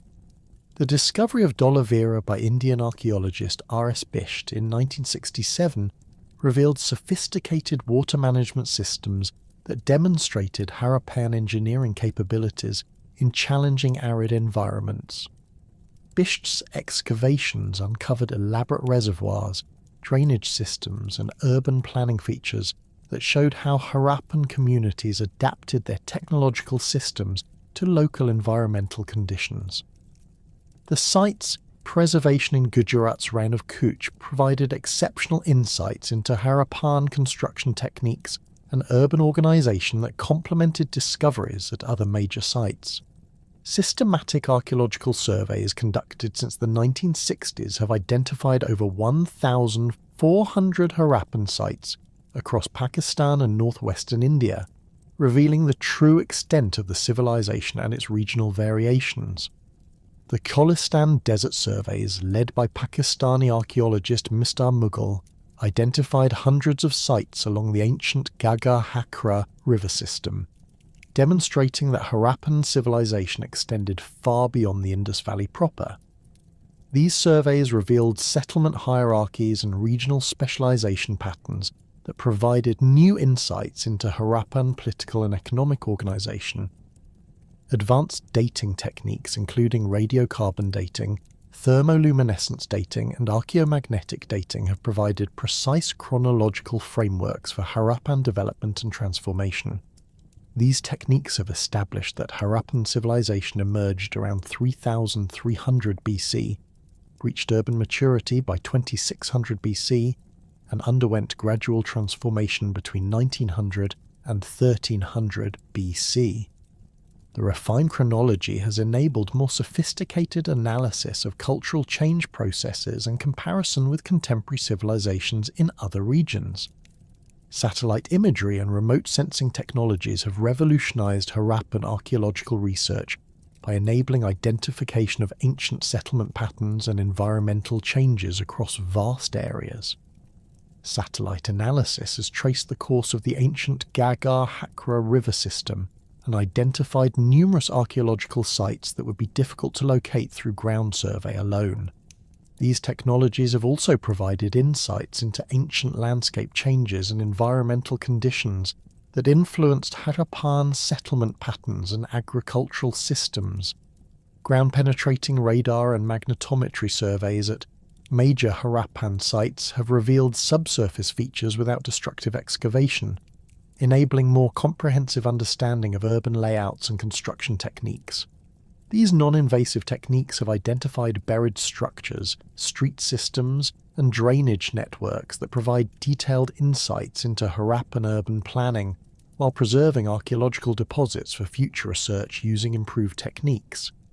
DNA analysis of skeletal remains from Harappan sites has provided insights into population genetics and possible migration patterns, though the limited preservation of organic materials in South Asian archaeological contexts constrains the application of these techniques. Available genetic evidence suggests that Harappan populations were genetically diverse and showed connections to both South Asian and Central Asian populations, though the interpretation of these patterns remains subject to ongoing research and debate. Climate reconstruction techniques including paleoclimatology, sediment analysis, and pollen studies have provided detailed understanding of environmental conditions during Harappan periods and their role in cultural change. These studies have confirmed that significant climate change occurred during the late Harappan period, with decreased monsoon precipitation and increased aridity affecting agricultural systems and water resources. The environmental data has supported theories linking Harappan transformation to climate change, while revealing the complex regional variations in environmental impact. Efforts to decipher the Indus script continue to employ increasingly sophisticated computational and linguistic analysis techniques, though the script remains undeciphered despite decades of intensive research. Computer-assisted analysis has identified statistical patterns in symbol usage and sequence structures that provide insights into the script's organization and possible functions. Machine learning approaches have been applied to identify potential linguistic features and compare the script with known writing systems, though the brevity of available inscriptions continues to limit progress toward full decipherment. International collaboration has become increasingly important in Harappan research, with scholars from multiple countries contributing expertise in archaeology, linguistics, computer science, and environmental studies. Joint research projects have combined resources and expertise to address complex questions about Harappan civilization that require interdisciplinary approaches. These collaborations have facilitated the sharing of data and analytical techniques that have advanced understanding of Harappan culture and its broader significance in world history. The contemporary significance of Harappan civilization extends beyond academic research to encompass questions of cultural identity, historical interpretation, and archaeological heritage preservation. In both India and Pakistan, Harappan sites have become important symbols of ancient cultural achievement and sources of national pride. The sophisticated urban planning and technological innovations of Harappan civilization provide models for sustainable development and environmental management that remain relevant to contemporary challenges. Heritage preservation efforts at major Harappan sites face ongoing challenges from environmental degradation, urban development pressure, and inadequate funding for conservation programs. Sites like Mohenjo-Daro and Harappa require continuous conservation work to prevent deterioration from salt crystallization, groundwater changes, and structural instability. International organizations, including UNESCO, have provided support for preservation efforts, though the scale of conservation needs exceeds available resources. Educational programs and public outreach initiatives have increased awareness of Harappan civilization and its significance in world history. Museums in India, Pakistan, and other countries display Harappan artifacts and provide educational resources that introduce the civilization to broader audiences. Archaeological site museums at locations like Lothal and Dholavira provide visitors with insights into Harappan urban planning and technological achievements while promoting heritage preservation awareness. The ongoing research into Harappan civilization continues to reveal new insights into one of humanity's earliest urban societies and its contributions to South Asian cultural development. As archaeological techniques advance and new sites are discovered, our understanding of Harappan achievements in urban planning, technology, and social organization continues to evolve. The civilization's emphasis on systematic planning, quality control, and environmental adaptation provides lessons that remain relevant to contemporary challenges in sustainable development and urban management. The legacy of Harappan civilization thus extends from its immediate influence on subsequent South Asian cultures to its contemporary significance as an example of early urban innovation and environmental adaptation. The rediscovery and ongoing study of this remarkable civilization continues to enrich our understanding of human cultural development and the enduring impact of technological and social innovations developed over 4 millennia ago. The Indus Valley Civilization stands as testament to human ingenuity and adaptability, demonstrating how sophisticated societies can emerge, flourish, and transform while leaving lasting influences that persist across millennia of cultural change.